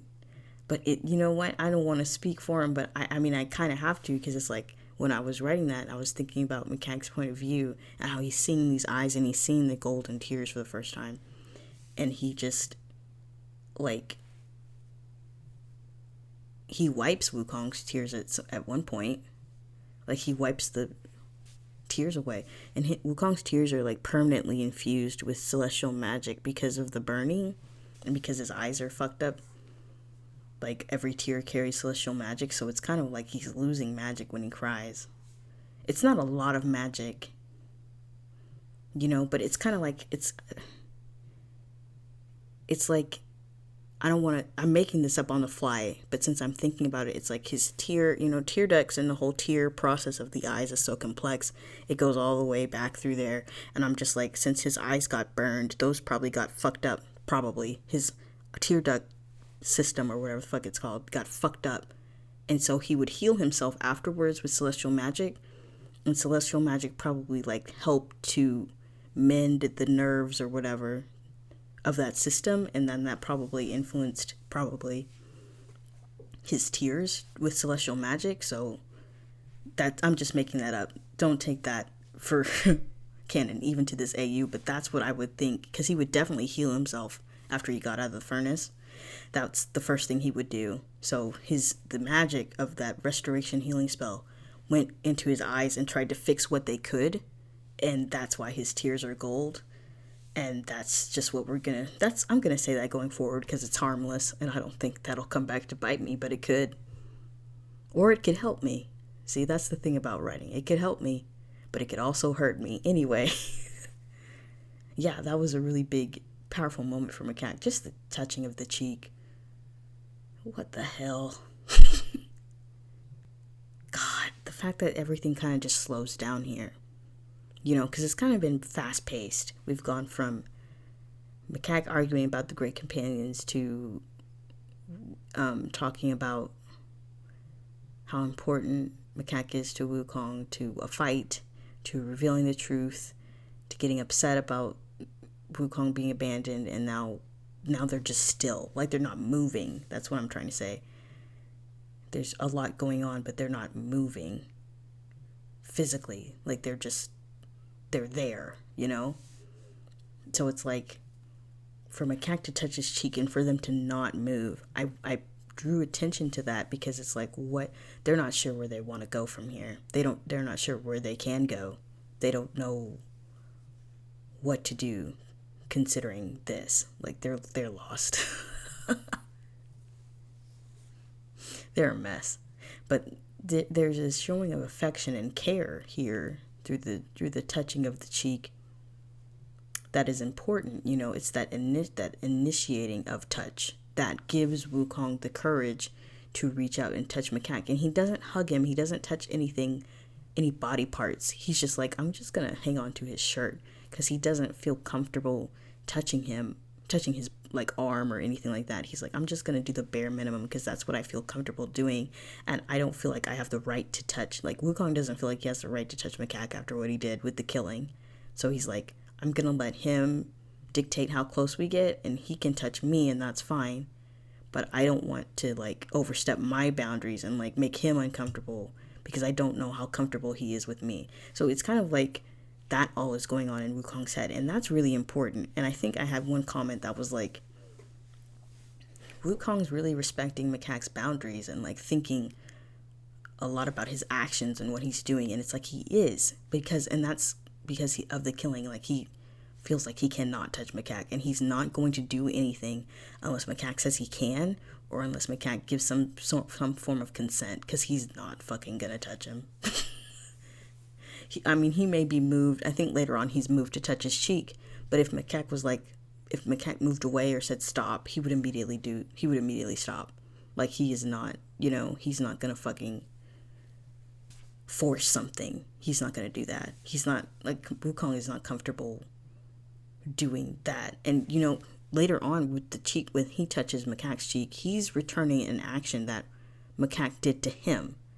That's not something new that he's doing. Macaque touched his cheek, Wukong is touching his. That's all it is. He isn't inciting a new form of affection or comfort. He's doing what Macaque did to him because he's like, that's safe, right? It's like there's a lot of stuff going on in the background of these characters' minds that I couldn't spell out because there was so much going on, and I can't do that because it messes with the pacing. If like after Macaque touched Wukong's cheek and after Wukong touched Macaque's shirt, I had 2 paragraphs detailing what I just said in this podcast, that would have fucked up the pacing in a really major way. I don't know if anybody else like thinks about that, but it's something that as a writer I have to be conscious of, and I have to cut shit out all the time so that you don't get bored reading whatever is going on. I know you're probably like, I'd never get bored. Yes, you would. You would get bored. You would, because I can go on for a while. As you can see with this podcast, I can go on for a while. We could have gone into every fucking thought process Wukong had during this whole fucking thing. I could have had 6 paragraphs of it, but it would get boring and you'd forget what happened. You'd forget what happened dialogue-wise. Like, Macaque would say something, then we'd have 6 paragraphs of introspection, then Wukong answers, and you're like, wait, what did Macaque ask? Then you have to scroll right back up and be like, oh, he asked that. And you have to scroll down again. Like, that's not what, you have to be conscious of that. You have to be conscious about, like, what the reader is, what the pace of the reading is, and how soon, if a question is asked, how soon is the answer going to be there? And does that give the brain time to wander off? You had to, sorry to go into a writing rant, but that's why I can't go into Wukong's whole thought process here. I would have loved to, but I can't. That's why this fucking podcast is important, because he's doing all this background work with consent and touching and like, what can I say? What can I do? He's being really mindful of how he is behaving because he does not want to fuck this up. He knows that if he says something wrong or if he does something wrong, there's a chance that Macaque will pull away completely and they won't fix this. So Wukong is being very mindful of what's going on. He's being very safe. But even when he was reaching out to touch Macaque's shirt, he's like, I'm going to do something stupid. And it wasn't even that stupid. All he did was touch his shirt. But he got onto himself about it because it was a physical touching of cloth, I guess. He's like, I can't even do that. Wukong just beats himself up a lot. He's like, I don't have the right to do this. He's just trying to be safe. He just doesn't want to fuck this up. He's trying to be safe and he doesn't want to fuck things up. And he's doing everything he can. I think that's really like, that speaks a lot to his character, you know, and it also speaks to how long he beat himself up for, because he's like, ooh, I can't do this, you know. I have to be careful. I have to be mindful. I have to respect what's going on with him and how he's feeling. And I have to be in tune with that so that I don't overstep or do something that's, you know, he has to be really mindful of that. And since this is like, now that they know with the furnace and everything, now that there's a slowing down of them knowing that they have to hear each other out, like they have to talk now. Now that this has been brought up, they're like, we have to figure out what went wrong and like what else we don't know, what other questions, we have to go through all that. So it's very slow here after the cheek touch and everything. And then we also have Wukong saying like, that's why the whole don't pull away from me please thing happens, because he really doesn't want Macaque to pull away, and he's like holding on to him tightly. He doesn't want him to pull away because he doesn't want the conversation to stop, but also because he wants as much comfort and presence and affection as he can get, because he's fucking touch starved and he has not had anyone, and he's lonely, and he's like, this sure is my mate, my ex-mate, former mate, whatever the fuck, who knows me better than anyone else ever will. And like, as soon as they get close enough, it's like all these memories come flowing back. It's like, oh, this is Macaque, my one and only. Like, he's like, Wukong's like, please don't leave, because this is everything to me. Just this cheek touch is enough. You know, Wukong's content with that, because that blew him away. He thought that would never happen. So it's just, dang, this whole thing is so much. And then Macaque I like Macaque gently asking about the chains, because he's like, okay, that explains the fire eyes in your rage form or whatever the fuck monster form. So what about the chains? And then Wukong just softly saying, oh yeah, I was imprisoned under a mountain. And it's like, oh, okay. It's so awkward. They're like, what? Macaque is like, what the fuck does he mean under a mountain? If I could write this from Macaque's point of view, it'd be so fucking funny, because he's like, under a mountain? What the fuck did he do? Macaque's like, what the fuck? Under a whole ass mountain? He's just fucking floored by this news. He's like, shit. I love it so much. Oh, but then we have the whole thing with Macaque's curse, and this is going to be a whole... this is going to be a whole thing. The curse is going to be a whole thing, because there's been multiple comments where they're like, that's fucked up, that's so much, that was so brutal, why did they do that, why was it so bad? This is a lot on Macaque compared to Wukong's, you know, burning and imprisonment. And it's like, when I was planning out Macaque's curse, I didn't just look at Wukong's punishment. I looked at multiple punishments, because we can't compare it straight to Wukong's. We can't, because it's not just the for Wukong, it's not just the furnace and the mountain, it's also the journey and the circlet. So that was also part of his punishment, even if the journey helped him, like he was forced to go on it, so that was also part of his punishment. And all those trials and tribulations were part of his punishment. Even if he reached enlightenment and became a Buddha at the end, it was still a punishment at the end of the day. And we also just can't look at Wukong. We have to look at everybody else. Like, I was looking at other people in the context of Journey to the West, and like Sha Wujing and Zhu Bajie, and how, I can't remember which one, but one of them got punished for flirting with Chang'e, and how they got banished. And like, Ao Lieh fucking made one mistake as a dragon prince or whatever. As a dragon prince, he like set fire to something accidentally or something like that, and he was gonna get killed. He was a kid too, not a kid, but he was young, and he was like, he made a mistake, and they're like, oh, you're gonna die for this. I was like, fuck, he's gonna die for making a mistake, one little thing, okay, you know. And then Sha Wujing just becoming, you know, a fucking swamp monster and being forced to eat people. Like, we have to look at all these kinds of punishments and how they don't make sense. You look at these punishments and you're like, that's really egregious for setting fire to a curtain or whatever the fuck Allier did. Over a curtain or stealing a pearl? I forgot what it is. Sorry. But whatever he did, it was so minor. But he was cursed and then he was going to die. Like, he was marked for death. They were going to execute him. So we have to look at these things.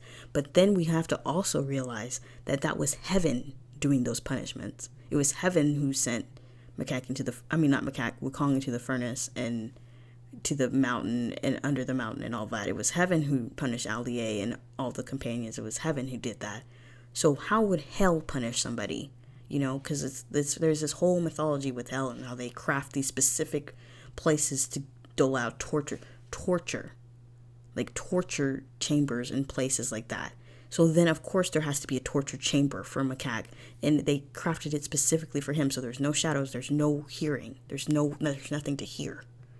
So they did that intentionally, because this is because it's like we have heaven who doles out punishments, and then we have hell who doles out punishments. Of course, hell is going to be a bit more serious about it, because not only did Macaque run away to try and escape punishment and try and save Wukong later, he got caught, and he tried to leave so that he could save everybody later, but he got caught anyway. So his punishment is also more serious than everybody else's. So he got put in a torture chamber, yes, that was specifically crafted to him and make his life hell, yes. Then we have the whole ripping apart of his limbs and then sewing them together with death magic. So they toyed with him and pushed him as close to death as they possibly could and then yanked him back. And they did that multiple times. So he got torn apart multiple times. And I want to say like maybe 5 times they did that. And then they sewed him back together with death magic and instilled the curse into his body. Like, so it's like a body thing, you know. Like, his whole body is cursed, is what I'm trying to say. Like, his magic, you know, that's why his magic is cursed, because his body is cursed. And that's a lot, because it's like we have the torture room, right? Which is just a space, you know, it's just a space, like, whatever.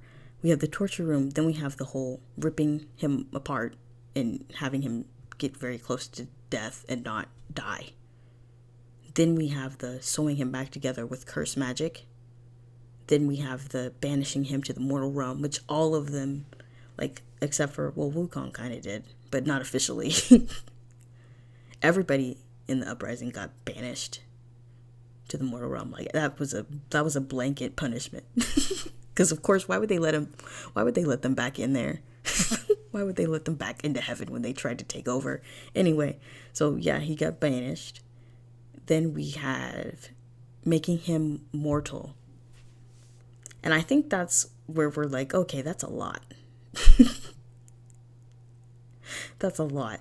But also, and it's not like I'm trying to like justify what I'm doing this. I did it. There's a reason for everything, you know. I'm not just doing this because I'm like, yeah, I want Macaque to suffer. I want him to have a hard time. I want him to bleed. I'm not doing this because I find joy in that. There's a plot reason for everything. You know, I don't know if people have noticed that when they listen to these podcasts. What are you watching? There's nothing to watch. When you listen to these podcasts and you like read the fic, there's a reason for everything. And like, I try and make everything intentional. Like, I try and foreshadow everything. I try and make everything like, this is happening for a reason. They mentioned that for a reason. It's going to come up later. He's thinking about that for a reason. It's going to come up later. Like, that kind of stuff. The whole details of Macaque's curse are important, and they will come up later. So they stole his immortality and made him mortal thing. That is a really big deal, and it is going to come up later. Like, because how did they do that? You know, that's what Wukong is also wondering, like, how did they do that when I fed him immortal peaches and I took his name out of the Book of the Dead? You can reason that these were the 10 kings of hell, so they added the name back. Duh. So, jot that down. But it's like, they took away Macaque's immortality and invincibility. He mentions that when he's talking about it. So they took away both things. So they took away the whole Book of Death thing. It's like they added his name back to the Book of the Dead, but then they got rid of the Immortal Peach magic. Like, that's gone too. So that's what's fucking Wukong up, because he's like, wait, the Immortal Peach is like, how do you reverse that? That's kind of what it is. It's like, how do you reverse something that's immortal? Because of course Wukong would wonder about that, because his whole thing is, I want to be immortal. So if there's some way to reverse that, that's a concern for him. Like, of course it's a concern for Macaque. He understands that. It's also a concern for him because he doesn't know what it is. And he doesn't know how to how do you fight that? So he's like, I have to figure, like, what the fuck is that about? You know, that's a whole other concern for Wukong. It's the whole turning people mortal thing. So, like, I like when I look at Macaque's curse laid out, it is a lot, but it's all for a reason. And, you know, we also have to remember that he and Wukong are celestial primates, so their body composition and their whole way of being is weird, and heaven and hell don't know how to handle that, if that makes sense. Like, they know how to contend with demons. They know how to punish the divine, because there's so many of those. Celestial primates, there's 4. So it's like, we don't even know how to study. We're like, what would work against these people? What would work against these fucking monkeys? We don't even know. Because they're also demons. They're celestial primates and they're demons, but they can be divine, as Wukong has proved. Like, he's a demon divine celestial primate. Like, what the fuck? He's everything. It's like, how do you fucking punish that? What can we do? You know, it's kind of that feeling from the other side, the opposite side of like heaven and hell as entities. How do we punish this creature, this creation? Like, what do you know? And it's like, they know how strong the celestial primates are, so the punishments are going to be more serious. Like, because they're made of tougher stuff. They're just, you know, get good, everybody else, I guess. The primates are like on a whole other level, you know. And that's just the explanation I wanted to give for the whole curse thing. And I also wanted to get into, since we're here and we're talking about curses and macaque and death magic, just the connection between shadow magic and death magic. Like, I think I said in chapter 1 that they don't really get along well. Like, shadow magic doesn't do well against ghosts or, you know, that kind of stuff. So it's like, that's also part of it. Like, that's also part of the curse. And it's like, those two types of magic is like, ugh. Which is funny, because I think the not emissaries, the messengers of hell use shadow magic to teleport to the mortal realm to steal, you know, take people away or whatever. They use shadow magic because that's an efficient way to get in and out. You know, they just make shadow magic portals because they're black already. You know, they don't have to do anything special. They don't draw attention. You know, they can sneak in, get somebody, drag them back through there. It's easy. So they use shadow magic in hell for their daily operations. But it's like shadow magic and ghosts and the whole death thing, that doesn't really go together too well. I mean, compared to celestial magic and elemental magic, which goes together very well, or like even celestial magic and shadow magic goes better than shadow and death. Like, I hope this is interesting in some way, because I don't know how to explain it. It's just like shadow magic and death magic are so, they're similar, they're close to each other, but there's distinct differences that it's like trying to fit a circle or like a sphere into a square cog. Like, you're just frustrated. It doesn't match up right. There's something off about it. That's kind of what I wanted to say. So it's like, when they cursed Macaque with this death magic and he can't do strong magic without being haunted, it's like he uses shadow magic and there's this death around him, and it's like, ugh, it's like, it's uncomfortable. It's not right. It doesn't feel right. It bothers him more than it would any other type of magic, of course, because death magic is like that. But since shadow magic and death magic have this kind of connection, like, I don't know how to explain it. I feel like I just wasted a whole bunch of time, but I just wanted to get it out there. It's just not, they don't play well together. I guess is what I'm trying to say. So that's why it's really hard for Macaque to use strong spells because of the curse, and why they did that intentionally, because it's like it's weakening him so that he's manageable. Like they wanted to like make him manageable, so he couldn't be a part of another uprising. He couldn't lead anyone else. Like Macaque didn't lead anybody, but he couldn't be a part of that. So they sent Wukong off on this journey to help him. They weakened Macaque considerably to prevent this from happening again. That's basically what's going on. And since we just got over the whole torture and talking about all that, just this line where Wukong is talking about, he refers to Macaque as his mate. Why does he do that? What the fuck? It's so fucking embarrassing. It's not embarrassing, it's just ridiculous. Like, he just so quickly switches back into that. He just is like, oh, Macaque, my sweetheart. And it's like, fucking 30 minutes ago, you were calling him an asshole idiot. Like, what the fuck? He's so sentimental. As soon as there's like any chance of like affection or whatever, Wukong like drops his whole facade. He's like, I'm dropping it.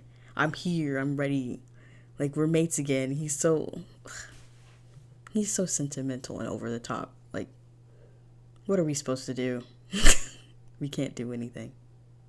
And just that, when Macaque talks about his curse and how Wukong's like, I'm fucking going to kill everybody. We love that. We love that fierce protectiveness, that urge to cause havoc as soon as, your significant other has been wronged. We love, creating a whole plan in your head of destruction once you realize how badly your partner has been hurt. We love that personally. We just can't get enough of it.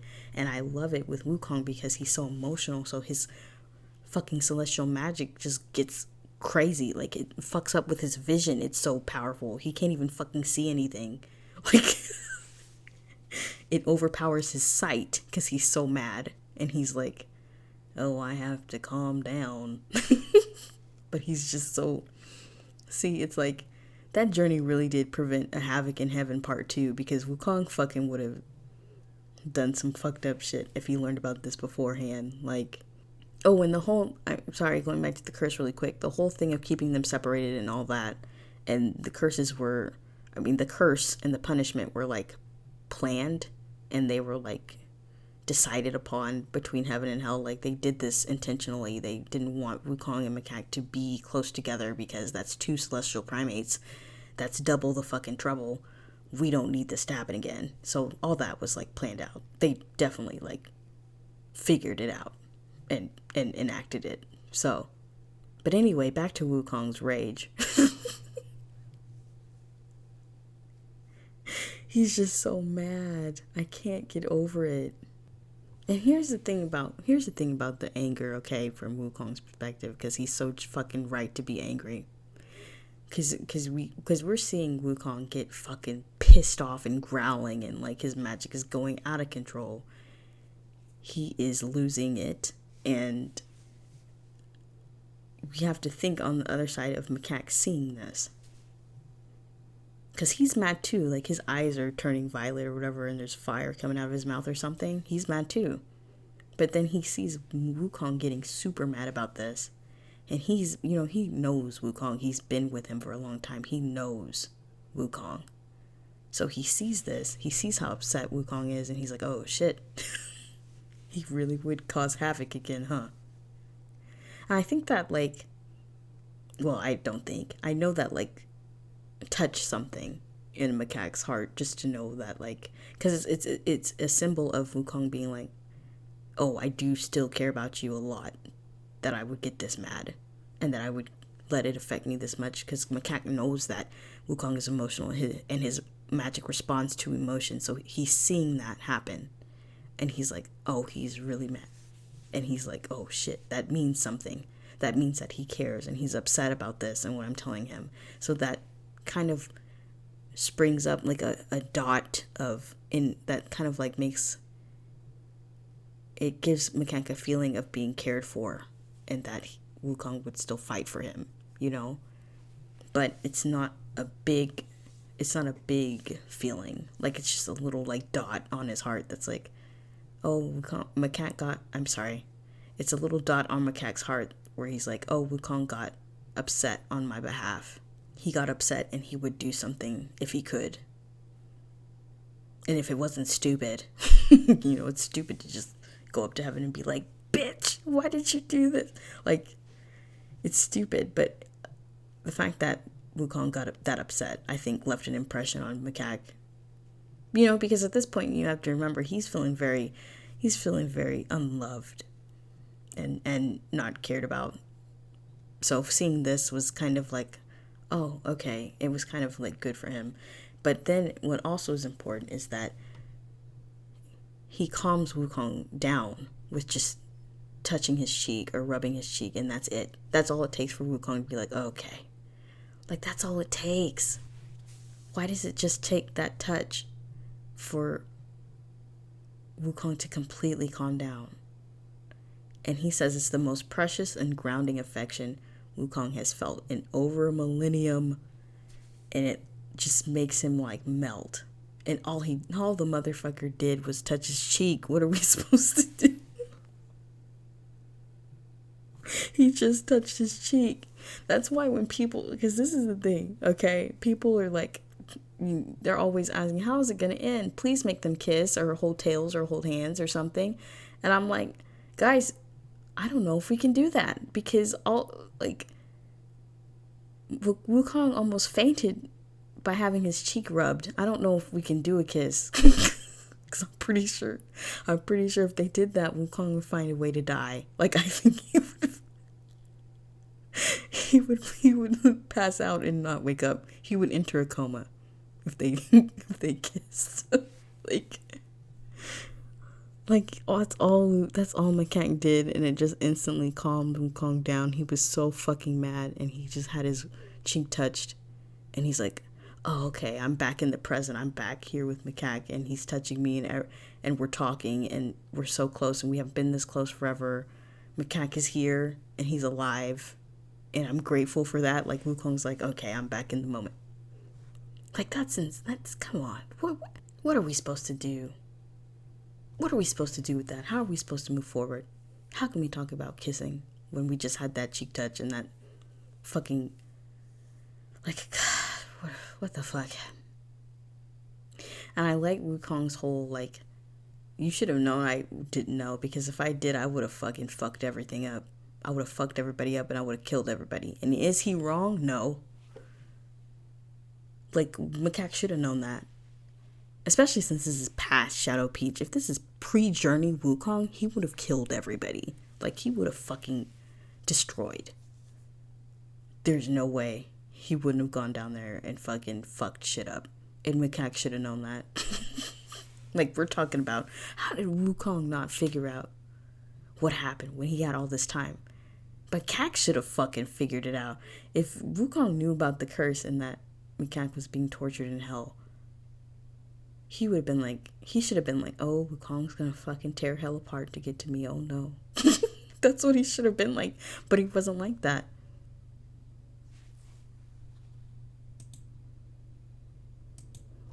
Like, that's what I think when people are like, how did they not figure it out? I'm like, how did Macaque not know that Wukong would fucking have torn that realm apart to get to him if he knew about the curse and that he was being tortured? He fucking would have found him.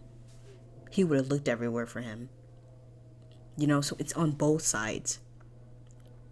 It's on both sides equally, because after Macaque was cursed, he had like almost 600 years of just trying to recover.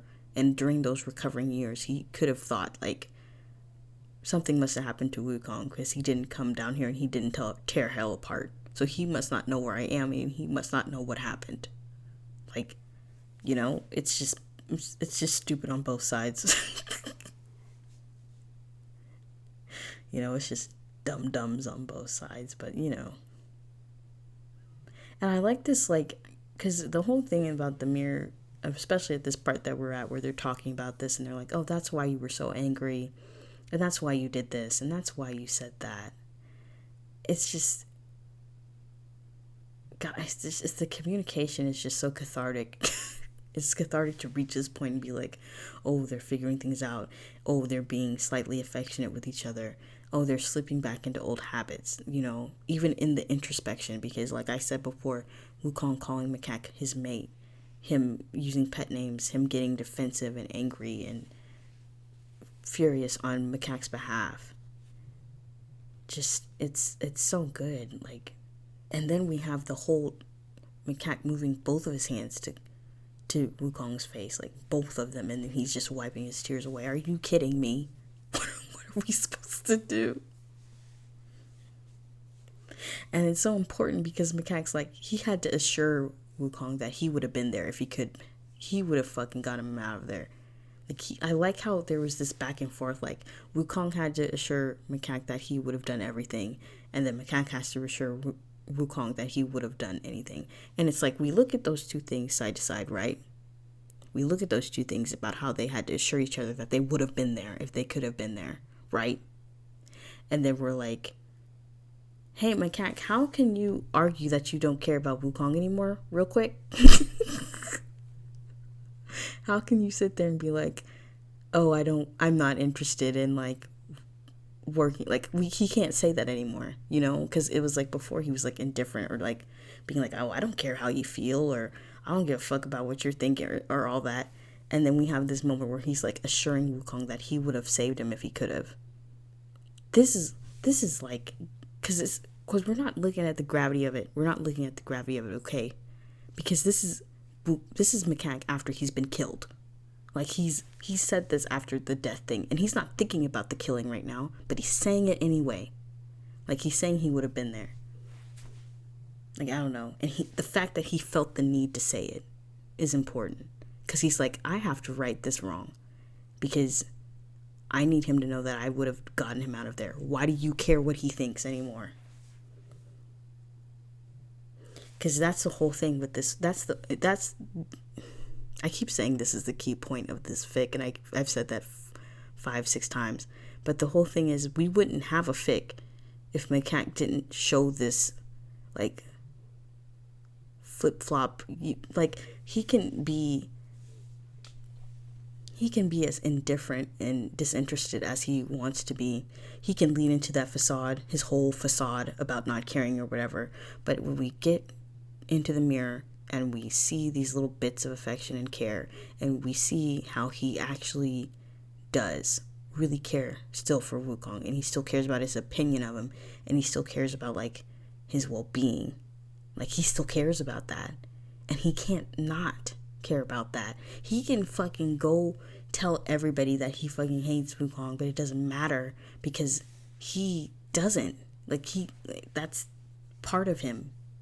He can't not care about him. Even with the killing, he can't.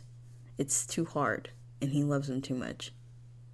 That's why I said, I think before I went into this whole tangent talking about how what Macaque and Wukong had was so like specific and intimate and important. It was like a once in a lifetime thing.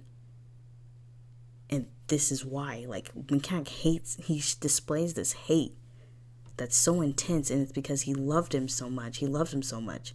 It's because he loves him so much that he's able to hate him so much. It's because he cares about him and knows him so well that he can insult him so personally. It's because of that. So it's like when we have these conversations in the mirror where Macaque is like, I would have gotten you out of there, and that's why you were angry with me and all that. It like harkens all the way back to his feelings for Wukong. That's just how it is. I think that is the key to the fic, actually. It's not the definitive key, but it's like on the key ring. There's 4 keys, and that's one of the keys, I think. Just Macaque's feelings, because it's like, I know that's what everybody likes. You know, we always like it when the stoic character shows emotion or whatever. But Macaque is a lot more than that, because he had this whole facade built up. Like, he came up with this whole facade. Just coming back to life, he had to do that to cope. You know, and to protect himself, he had to do this. And we see through it now because there's nobody around but the two of them. So he's able to like be himself because that's also like Wukong is his murderer, but he's also his mate. So Wukong knows him so well, and it's just really on display here. I just had to talk about it because it's like because it starts here and then it keeps going, like it doesn't stop. Like the mirror arc hurts because we see the depths of Macaque's feelings. We see the depths of them. We see how much he's hurting and how much he feels unloved and how much the killing got to him and how much the abandonment got to him. But we also see how much he still loves Wukong despite all of that. And that's painful. Because we also know that he's trying to protect himself. So he's like, I love you, but I can't fucking be with you or commit. You know, I can't do that because of what you did. And it's like, okay, we can't get mad at him. He's got a point. The man's got a point. So it's like, that's part of why this hurts a lot, this whole scene. It's just, there's just a lot of emotion going on from both sides. Because we get both sides. Like, that's the thing is, like, we're reading this from Wukong's perspective. But I wrote it in a way that you know what's going on in Macaque's mind. Like, you're able to, like, suss out how he's feeling and what he's thinking. So you're getting both sides, but you're not in Macaque's perspective, so you're not getting all that introspection, but you're able to tell what he's feeling based on like what Wukong is observing, and Wukong is observing that stuff because he knows Macaque so well. So this is like where that technique can really flourish, because it's like I can just focus on Wukong's perspective and what he's feeling, and just by doing that, I know that Wukong is going to focus on Macaque and how he's feeling. So I can give you both perspectives by just staying in one. And that's really fun to do. I think it's really hard to do this. Now that I'm thinking about it, I think it's really hard to like balance that. Because it's again back to pacing, but it's also like balancing like what is given attention and what isn't. That's very difficult, but like I feel like I did a pretty good balance of it. Like, I don't know. And I like how as soon as Wukong is double cheek touched, he's like, oh, this is beautiful. I'm back on Flower Fruit Mountain and everything's peaceful and beautiful and everything's perfect. Like, come on, man. You're so fucking sentimental. Shut up. Get out of here with that. Get out of here. We're trying to have a fucking conversation. You have 3 paragraphs where you're just like, oh, Macaque's touch is so warm. I missed it so much. And it's like, fair, but maybe shut up.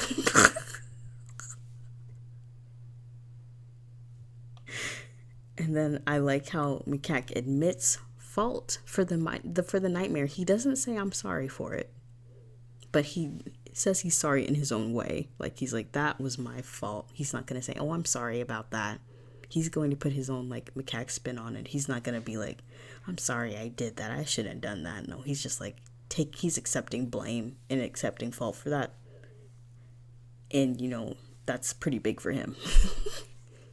That's pretty big for him. Like, for him to do it so quickly, too, because he just found out everything. He just learned everything. So he's like, oh, I shouldn't have done that then if, you know, that was my bad. For him to do it so quickly after just learning everything, I think that says a lot about his character in this moment and how he's feeling. For him to, and he does it while he's catching Wukong's tears. Fucking stop. I read this shit back and I just get mad. There's just fucking too much. Everyone else is just like, oh, they're so precious. Oh, and I'm just like, can you get stuffed in a closet somewhere and stay there? Like, it's not like I don't care. It's just that I've read this over and over again and I just read it again and I'm like, they make me fucking sick. In a good way, but like, it's just, come on, man. And this whole bullshit, Wukong's heart hasn't stopped shaking since Macaque first touched his cheek. Are you kidding me? Can we get back to the fucking conversation at hand? Like, can you keep it together enough?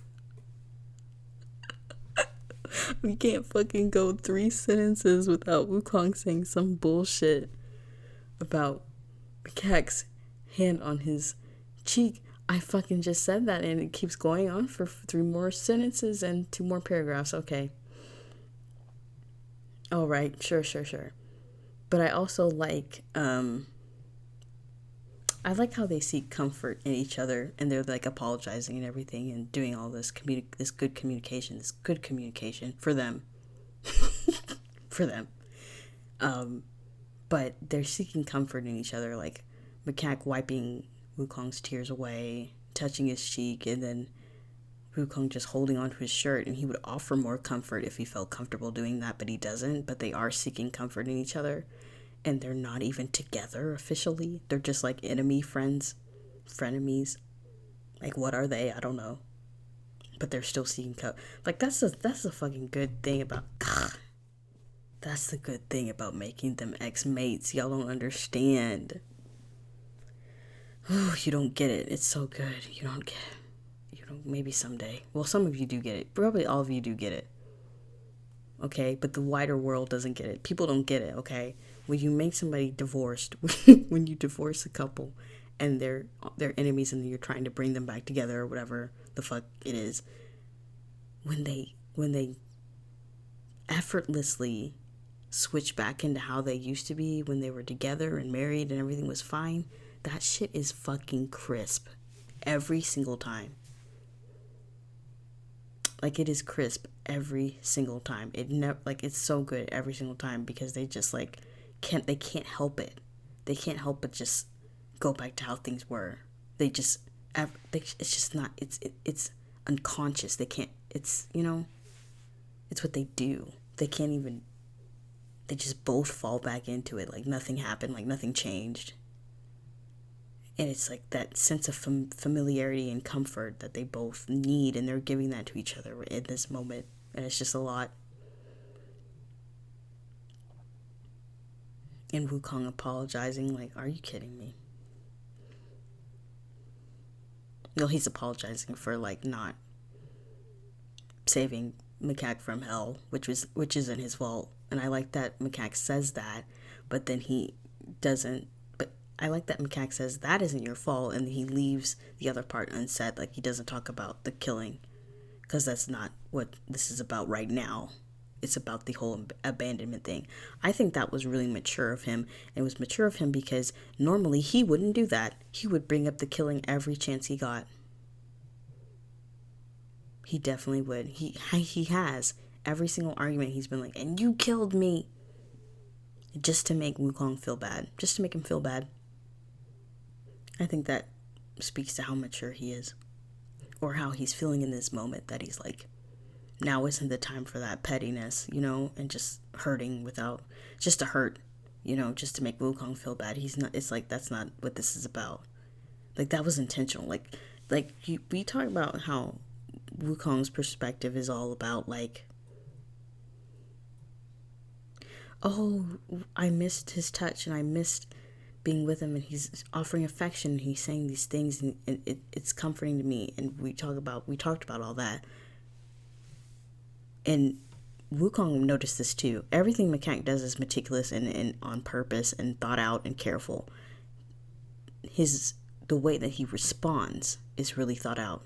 He's being very careful with his words, and he's being very mindful of them, and he's doing that on purpose. Like, that's his way of like, because I don't want to make this, I don't think it's a one-to-one comparison, but Wukong's just like looking at these actions, Wukong's looking at what Macaque is doing with his hands and like his eyes and like what's going on with that.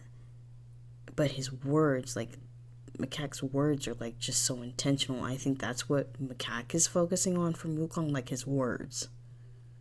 Like, obviously he's paying attention to his actions, but what Wukong is saying is what he's taking. Because it's like, Wukong is like touch to me because he's like physical touch. Wukong is like physical touch. He is always, he hugs the people he cares about. He's always hugging MK. He's always like, I just think he shows physical affection. Like that's one of his love languages is physical affection. So he's like looking at the way Macaque offers that physical affection to him. And like I think one of Macaque's is like words.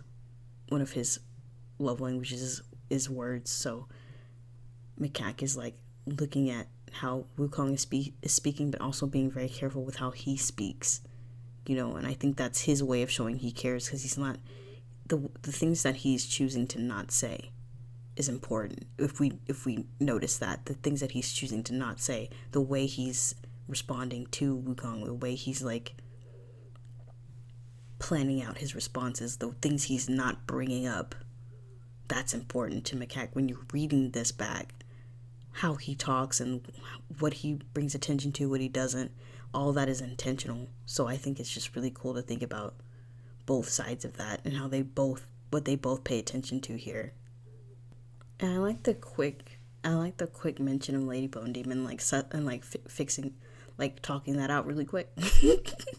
Because honestly, when I was first planning out Macaque's curse, I was like, it needs to be connected to death magic, because I want it to be linked to the Lady Bone Demon in some way or shape or form.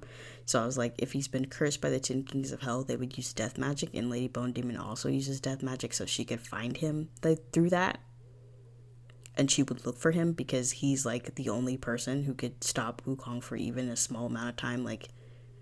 Yeah. So, but I don't think Lady Bone Demon, she probably did know about the curse. Could she have gotten rid of it? No. She probably could have gotten rid of parts of it, but not all of it. I think she would have tried. If she tried, she probably would have made it worse.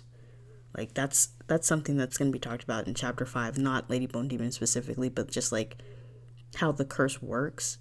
And it's really fucked up how it's talked about in chapter 5. But anyway, she wouldn't have been able to fix it. But yeah, I just wanted that connection of like, how did she find him? How did she know? Because she needed him to get revenge, of course, because she knew Monkey King was going to come stop her. So she's like, I need somebody to stop Monkey King from stopping me. So I sure do need like a warrior or whatever. And she found Macaque and she forced him to do her bidding, which is, go off, queen. Like, Lady Bone Demon is horrible, but I know everybody hates her. I love her a lot. I like villains that are like capable and hard to beat. Like, I love him. That's why I like Macaque a lot, because I like him a lot for just how much of an asshole he was in season 3, how much of a threat he was. And I like Lady Bone Demon too, because it was that first moment of being like, oh shit, we may not be able to do this. I like it when I like villains that do that. So, and I just liked her aesthetic. I like how she got into people's heads and stuff. So now we're getting into like we get into like Wukong touching Macaque's cheek for the first time, and he's terrified because he does this with consent, and he's choosing to do it in the way that Macaque did to him. Again, he's choosing to do it that way. So he's touching his cheek and he's making that choice, and he loves it because he hasn't touched him in such a long time. But he's also like afraid, he's afraid Macaque's gonna pull away, which is valid. And the fact that Wukong can see the scar with his eyes closed, come on, man. Like, he knows the details inside and out. That's so sad to me that Wukong knows these things. He knows. He like, the fact that he stayed with Macaque while he was dead, like, holding his corpse, that image is seared into his brain. Like, Macaque's dead face is seared into his brain. And I think I said before that he has nightmares.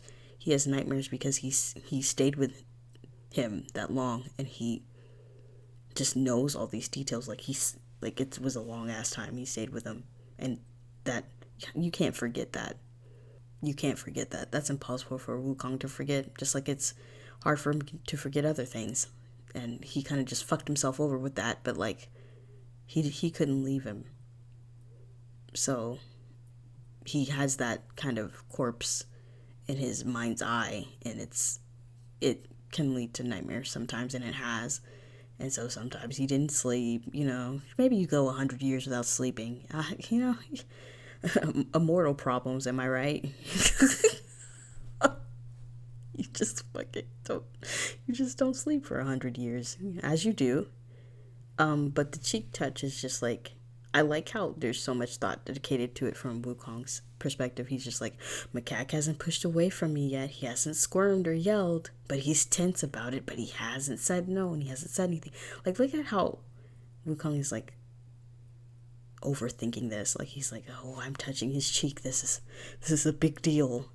And Macaque is tense because he's like, I don't really, like, it's not like he doesn't want Wukong to touch him. He's just like apprehensive because it's like, and I'm not trying to like, because it's like Wukong killed him, so he's like very tense about being touched. Not that he thinks Wukong is gonna do anything right now, but he's just like not comfortable completely with that just yet. But he's trying, like he's trying, like he's just like, I understand we're having a moment, but he's like, I sure am like, not, I haven't forgot what you've done, that kind of feeling or whatever. He's just apprehensive, and he can't help that he tenses as a response, as a reaction to this, even if his mind is like, nothing's gonna happen right now, nothing's gonna happen, he's not gonna do anything. He still like has that reaction body wise where he's like, ugh,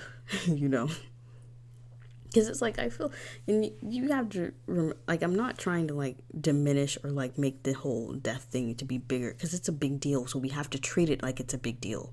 So Macaque has to have these reactions, speaking as a writer. Like, if like, we have to have this like response, we have to have this like tensing and this trauma and this like apprehension and this fear, because you can't ever separate that from Macaque. You can't have Macaque without, because he was killed, so we can't have Macaque without the feeling of being killed. We can't take that away from him. It's a part of him now.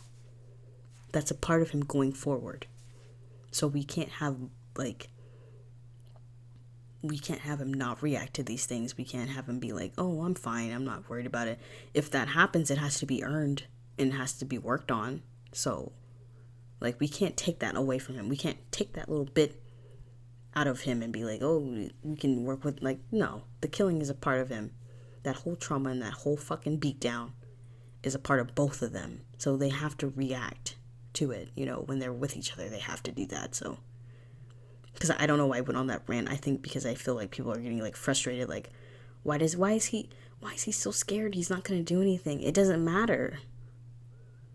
His mind can tell him that all he wants, but his body's going to react in a different way. It's like, if you have like anxiety, you can tell yourself, oh, this is not a big deal, this is nothing to be afraid of, but your body is responding in a different way, like, it's like that, like, you can't help it. So anyway, I like Wukong apologizing. Thanks.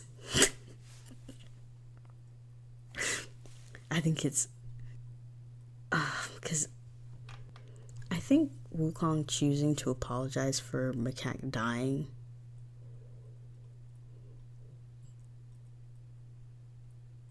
and like bringing attention to it, of course that was his downfall. Why would he do that? But he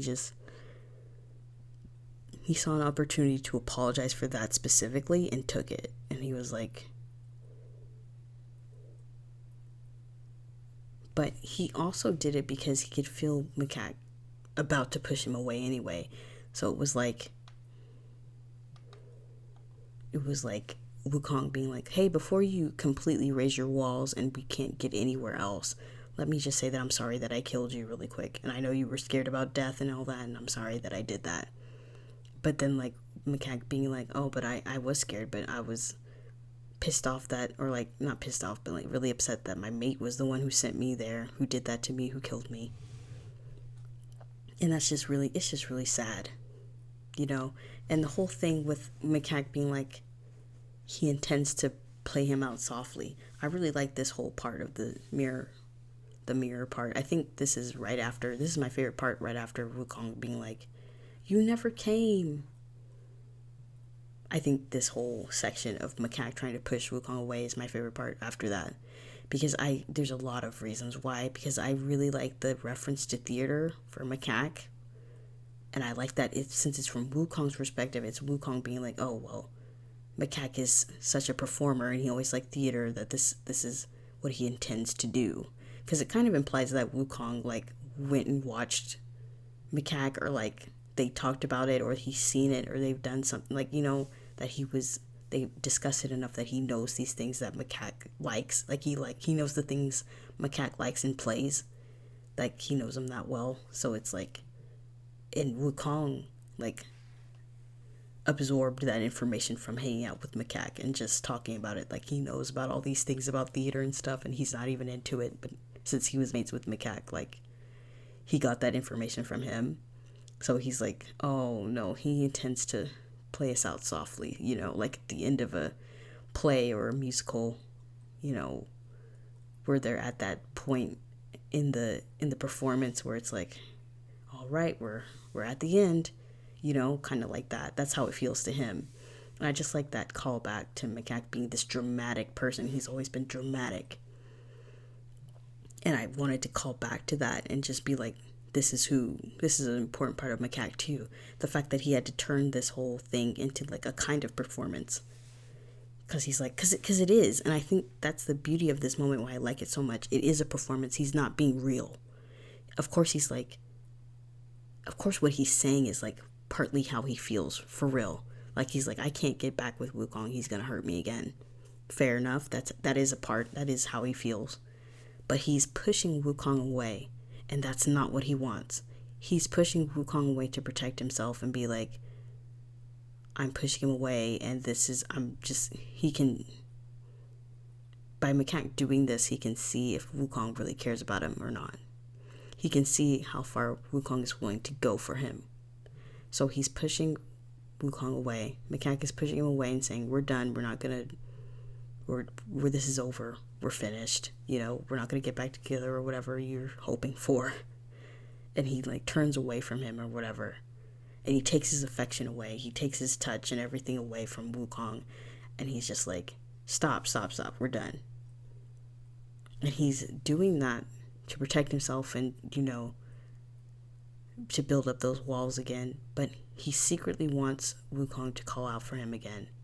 He secretly wants Wukong to prove that he cares about Macaque. Like, he wants to feel that. He wants to feel cared for.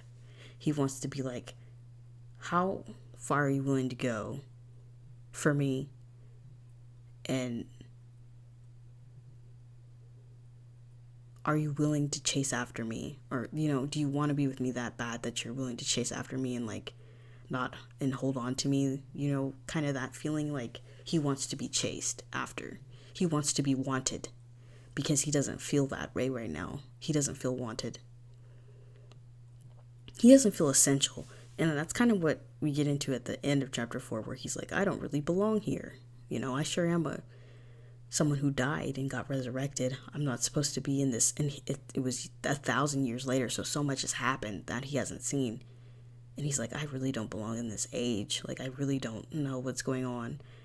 And he just feels off. So he's like, what is tethering me here?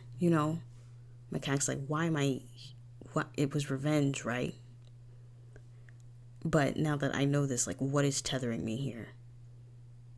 That's kind of what happens at the end of chapter 4, where he's like kind of stumbling around and not really sure where they go from here. Like, he has this extra layer of that on top of like his relationship with Wukong. He's like, I also am not supposed to be alive. So now, doubly, where do I go from here? So he really wants to feel wanted. He wants to feel needed. Like, just to have that sense going forward. He needs that. So this is why he, like, makes this big showing of pushing Wukong away. And, gosh, it's just so much. The way that he talks and the things that he says, he's like, the way that he starts it, Wukong, you were my bright morning sun, and then going through everything and just breaking Wukong down piece by piece and being like, I can't trust you. I'd be stupid to trust you again.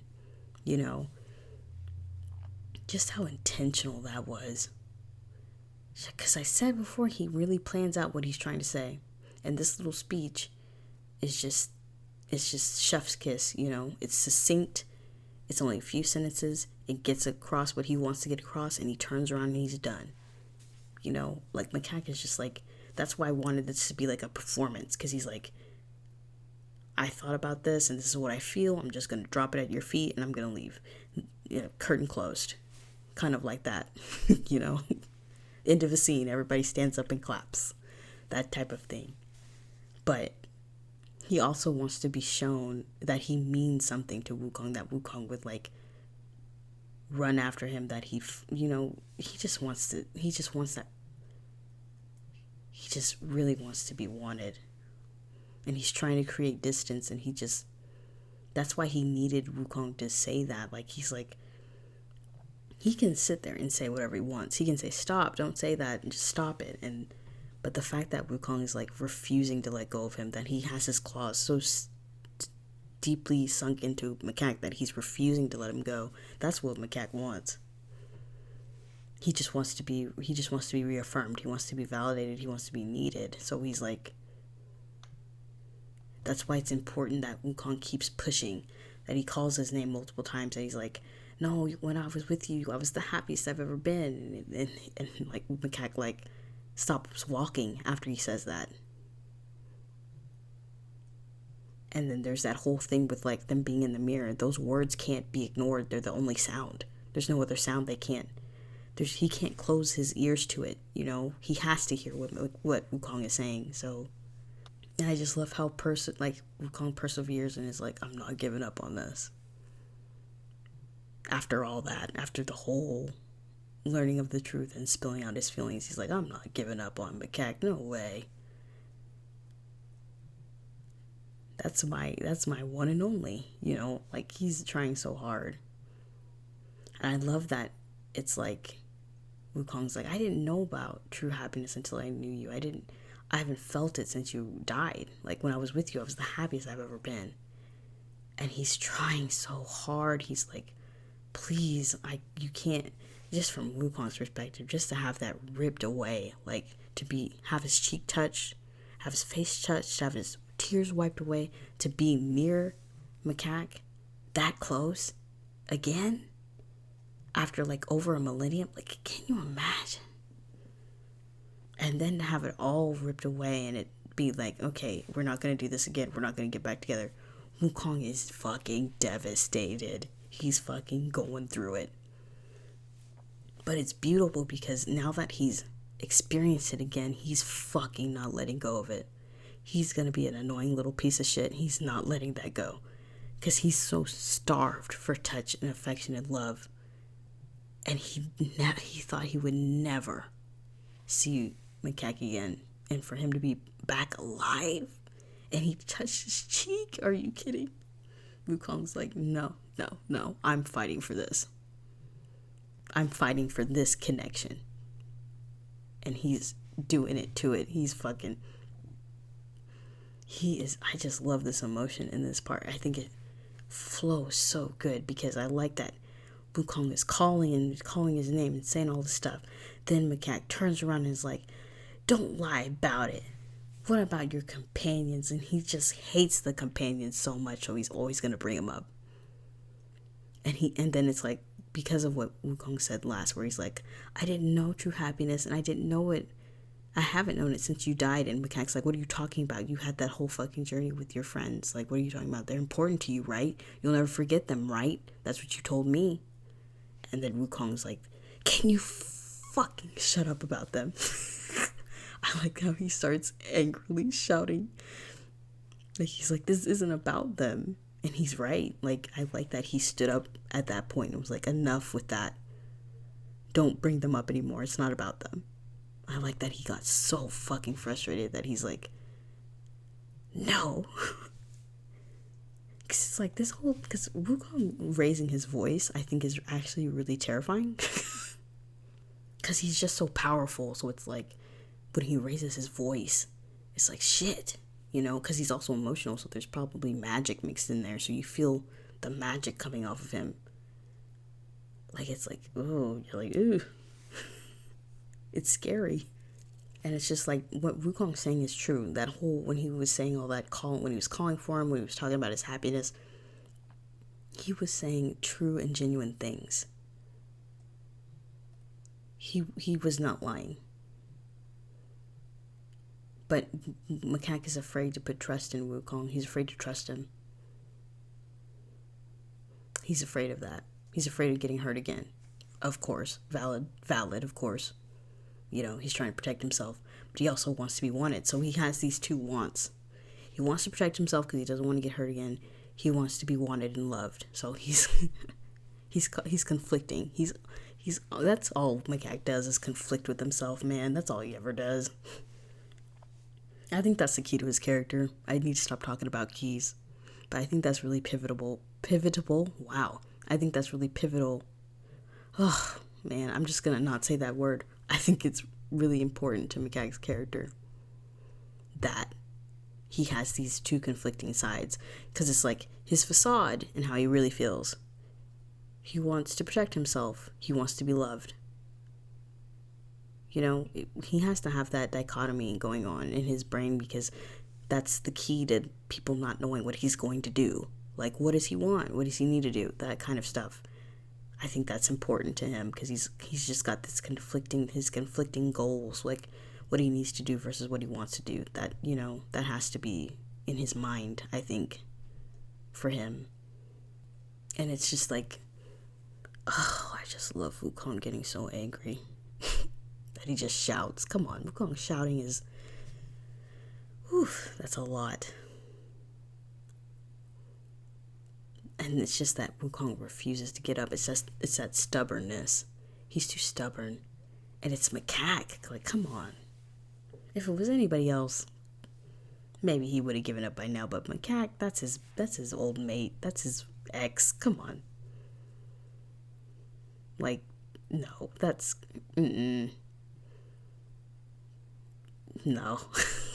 Wukong's like, No. I like how he said he never meant to hurt Macaque, which is true. The whole killing was a mistake. Okay, it did happen, but it was a mistake. He didn't mean to, but it did happen. But he never meant to hurt him. And he feels the need to prove that. He wants to, well, of course he wants to protect Macaque, but he's like, I don't want to hurt him. I want to, like, keep him safe and love him. So Wukong's like, I don't want to hurt you. I just want to hold you for a long time. Wukong's like, no, I don't want to hurt you or, like, cause you any pain. I just want to hold your hand for maybe 30 years straight. Holy shit. He's so embarrassing. He's an embarrassment. Old man Yowie or whatever. Gay monkey love. Gosh. Oh, I need to mention this. When Wukong shouts, I know I keep talking about it, but I initially had, like, Macaque flinching from the shouting, like he was like, ugh, my ears or something like that, and I was going to have Wukong apologize and be like, sorry, I didn't mean to, like, scare you, but this is about you and me. I was going to work it in right there, but I didn't really like the pacing of it. I thought it was important, and it was important. I think it was a cute little detail, but it fucked with the pacing too much, so I took it out. But just know that was in there at some point where Wukong apologized for shouting because Macaque flinched or something, and he immediately apologized. Like, because that's a cute little moment, but it just fucked with the pacing, so I took it out. But then, like, the whole getting into, like, how Macaque didn't make a difference is so, that's so heavy. And just the frustration of other things or people taking Wukong away from Macaque. Like, Wukong would go seek out immortality, he would seek out power, he would go off on these adventures and get, he got his weapon, he went to training, he went all over the world. And Macaque saw those as obstacles because Wukong was always chasing something. And it was like, why wasn't Macaque enough, Like, Wukong was always chasing after power or whatever. And Macaque was like, why wasn't I enough for you? That he just, like, that just ties into everything so much. The abandonment the feeling unloved and unneeded. And now we get into how, and feeling abandoned, like not as important as the companions. Now we're getting into like how Macaque feels like he wasn't important to Wukong at all. And of course he was. He's just been stuck in his feelings for so long, like he can't see reason anymore. But he's just like, oh, I didn't mean anything to Wukong. I didn't mean anything to him. And that's just so far from the fucking truth. Like Wukong was going on those missions and getting power and immortality to protect his home and to protect Macaque. So like, you know, he was doing it for a reason. But if you look at it from the other perspective, like the other side, Wukong was gone a lot. And, you know, who had to stay and protect the mountain in that time, you know? Macaque did. So you have to look at it from both sides. And then just the heartache of being like, Macaque being like, I wasn't enough. Nothing I did or said to you changed you, and I wasn't enough. You know, just that really like sad admission. Like, because we're getting into like how Macaque really feels. Like he's actually being honest, and he's like laying it all out. All these things that he keeps really closely guarded to his chest, and he like might allude to, but he doesn't outright say. Now he's outright saying it. And now he's tossing all these things at Wukong, all these obstacles. He's like, he's trying to like, it's the same thing at the beginning where he like wants it to be confirmed. He's like waiting on Wukong to be like, oh yeah, I don't love you and all that. But Wukong never says that. He never says that because it's not true. So Macaque is like throwing out all these things he assumes to be true or has accepted as truth on his own, waiting for Wukong to confirm them, and Wukong just does not confirm them ever because they're not true. He shuts them down every single time. It's like when you're playing one of those shooters where you have to shoot all the things out of the sky. That's what Wukong's doing. And he's doing such a good job. He's got a high score. He's got the highest score. I'm so proud of him. Because he's shooting down every single thing. He's like, that's not true. Nope. That's not true. I fucking never said that. Never said that. Never did that. It's just so fucking funny.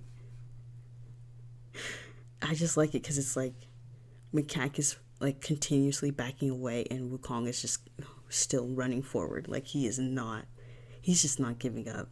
I think that's so cute. I think that's just what their relationship is. Thanks. Like I like how Wukong is just constantly reassuring him like, you were enough. If I just listened to you, none of this would have happened. And it's just like Macaque has to stand there and take that. He has to stand there and listen to this genuine love-filled speech. Like it's like Wukong's being such a sweetheart. Like he's being so sweet about it. I don't know, because he's not. It's not like he's grabbing or shaking Macaque and being like, I love you or whatever. He's just letting Macaque say what he's letting Macaque vent his frustrations and like get his feelings out there. And Wukong is just gently being like, no, that's not true. Or that's not how I felt and all that. Like he's not, you know, he's handling this as carefully as he can. And he's just being honest. Like he's just being honest back. Like it's a really nice back and forth between them. And it's just really sad because as you go further down, you just see how lonely Macaque is as well, and how he feels like no one will ever know him or see him or love him the way he desperately wants. And Wukong was so close to the real deal. He was the real deal. Wukong was the real deal to him. Macaque thought so. But then there's the whole killing thing, and now there's this big wall built that will never come down as a result of the killing. Like there's this protective wall around Macaque now as a result of the killing that will not come down, and Wukong cannot break through that. Like there's no way. But there's also this like truth that has been true throughout the entire fic, you know, that Wukong has never stopped loving Macaque. Even, you know, he never has. He might have hid it, he might have buried it, those feelings deep down, but he never stopped loving him. And all he can do now is be honest and true about it. He can just be like, apologize. Like he just says, I ruined things and we both made mistakes and I'm sorry and I'll forever be sorry. That's all he can do at this point. Like, he doesn't go back to arguing. He's just like, I'm gonna lay out my feelings. Just like Macaque was laying out his feelings about being forgotten and unloved, Wukong is laying out his feelings about loving Macaque and how sorry he is and how he didn't appreciate him and all of his regrets and stuff. He's finally saying all these things. Like what? There's just so much in this scene. And Macaque just stumbling backward. Come on, man. He's just so... I wanted to show how affected he is by Wukong's words, because he is listening to what he's saying. He is listening to what Wukong is saying, and he's taking that in, and it's just overwhelming him, and he's stepping backwards, because he's like, Wukong is not agreeing with me about anything. He's just, like, talking to me about how much he cared about me, and how much, like, Wukong has apologized 16 times in this mirror arc, and Macaque is just dealing with all those feelings, and he's like... There's just a lot, because Wukong is just hitting him with that hard honesty, and Macaque is just overwhelmed, and he has to sit down, and he has to, like, whew, it is a lot. And he's, like, breathing quickly, like, he's going through it, like, it's just a lot emotionally for him, for Macaque to, like, have to recontextualize everything, deal with the truth, then deal with Wukong's true feelings being directed at him and just tossed at him, and he has to deal with all of that at once, in addition to his own feelings and his own thoughts regarding this whole thing. Like, he has to do both of those things at the same time, and it's just a lot for him, because he's convinced himself he's unwanted and unloved, and then Wukong is saying the exact opposite to his face, and Macaque's like, it's a lot for him to sort through. But it's so important that when Macaque stumbles backward and sits down, Wukong sits down with him, because he wants to continue the conversation. He wants them to be on equal ground. He wants them to, like, continue to, like, work together and see this through to the end. He's not willing to give up. So it's really important that he, like, because he saw Macaque stumble, and he's like, Macaque's not one to stumble. Which is funny to me. He's like, Macaque doesn't really, he's not clumsy like I am. Wukong's like, did Macaque just trip over himself? Something's wrong. I like that showing of, like, how he knows Macaque so well. Like, Macaque is always he's always thinking about how he looks at other people, and he's just so proper, and, like, you know, I already talked about this, I think, but, you know, it's just out of character to Wukong, so of course he's, like, concerned, and he sits down next to him. That's so cute. Just to show support, and to just be like, I want to keep talking, I'm not giving up. Like, Wukong is not fucking giving up. Like, damn. He's just so in love. It's just, it's sickening. It's not sickening, but it's like, jeez.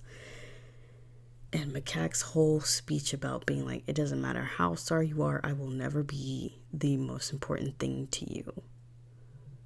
And it's like, when he talks about being a shadow and how he's something to be cast aside and forgotten, and he's like, I don't think anyone will ever, and he, like, cuts himself off, or Wukong cuts himself off, because that's a lot. But Macaque was basically gonna say, like, I don't think anyone will ever see me or need me or love me the way that I want to be loved. Like, he doesn't think anyone will ever, like, look at him and see him for who he is, and, like, love who he is, you know. And that's why it's so important that Wukong cuts in and says exactly what he needed to say. Even with Macaque not finishing the sentence, he said, I see you, I always have seen you. And that's exactly what Macaque needed to hear. And he didn't even get to finish the fucking sentence, but Wukong knew what he was getting at. And he's like, nope, that's not true either. And it's not true. Like, Macaque did hide a little piece of himself from Wukong, but dude, Wukong knew him so well, and he could talk to Wukong about anything. And I said in the last part, if they had spent even more time together, Macaque would have opened up about that little part of himself too. He would have shared all of himself with Wukong. No doubt. No doubt he would have. And then I love this part too. It's so good where Macaque is like, but look what happened between us. This isn't meant to be. Like, he's just like, look, you fucking killed me. This isn't supposed... I like how this whole part of Wukong chasing Macaque and chasing him and chasing him is just Macaque tossing out all these reasons for them not to be together. Because of this, because of that, because of this. And he's still tossing them out, and Wukong is still just shooting each one down. Nothing Macaque is doing is working. Nothing Macaque is doing is working. He has tried everything. He has said everything to this fucking monkey. He has said everything. He's like, we're not meant to be. It's not fated. You killed me. We did this. You didn't care about me. You forgot about me. All this. Like, Wukong has shut every single thing down. He has shut every single thing down. And the only thing that they have left is the killing. That's the only reason they have left. And Wukong's like, well, that was a mistake. It happened, but it was a mistake. Like, that's the only thing. Like, Wukong is just like, he's refusing to take this. Like, he's not about it. And it kind of feels like it's a whittling down of Macaque. Like, he has all these reasons. He had all these reasons stored up. Like, why did I think about this? But I thought, like, of Macaque having all these water balloons in his hands. He has like 20 water balloons. And he's been trying to hit Wukong with one of these fucking water balloons. He has all these fucking reasons. And he's tossed every single one to Wukong to try and get him, like hit him once. And he's dodged every single one. Wukong has dodged every single one. He's completely dry. And now he's right in front of Macaque. And Macaque doesn't have any more water balloons. And he's like, well, Macaque, you don't have any more water balloons, so I guess we're just meant to be, huh? It's like that. It's like, you're out of water balloons, mister. I dodged every single one of them, and Macaque can't even say anything to that. He's just like, well, you fucking did, I guess. Great. He's so fucking done. Like, it does feel like this, like, slow whittling down of Macaque's, like, reasoning, where he's like, okay, all my water balloons are gone. Now I just have myself, and now they just have to talk to each other face to face and just be honest, completely honest with each other. Like, they have been honest. But now that Macaque is done throwing out reasons, it's like, well, now we gotta figure out what we're gonna do now, you know? And just that whole freaking last part with Wukong being like, there is no one in any of the 6 realms like you. I've never met anyone like you. I told you I wanted to be your mate, and I meant it in this lifetime and every single one that followed. Like, holy shit. That's a confession in a book. That's like 10 confessions. Like, and I like how Wukong, like, because I said before that he's not going to initiate affection, but he felt the need to do it here. He felt the need to grab Macaque's hands because Macaque was just going to keep pulling himself away. So Wukong's like, no, you need to stop running away. You need to listen to me. That's what this was. This is why he broke that one rule where he's like, I'm not going to touch him. But he's like, I have to do it now because he's going to keep running away and he's not going to listen to me. And he has to listen to me so that we can move forward. So it was important for him to take Macaque's hands, and then he intertwines their fingers. They're holding hands. Oh, stupid monkeys. I hate them. And then Macaque starts crying. And that fucking gets to Wukong. I like how every single time Macaque cries, Wukong has like a reaction. He's like, fuck. He gets like, he feels the need to do something. He's like, immediately, he's like, I have to wipe that away. I have to comfort him. I have to do something. Like, it's beautiful. It's chef's kiss. But like, I just love how he has to intertwine their fingers. He just has to hold Macaque's hand. Like, what? And then just Wukong pausing and being like, oh my gosh, I never thought I'd hold his hand again. That's fucking sad as hell. And he smiles because he's holding his hand. Like, are you kidding me? Like, but I think that's so beautiful that he has this moment of being like, oh, holy shit, Macaque's here with me. He's back. Like, Wukong would have broke down right there. I do this a lot through the fic where Wukong has these moments of being like, Macaque's alive. It's even worse in chapter 5. Holy shit, it's worse. But he has these, like, moments where he's like,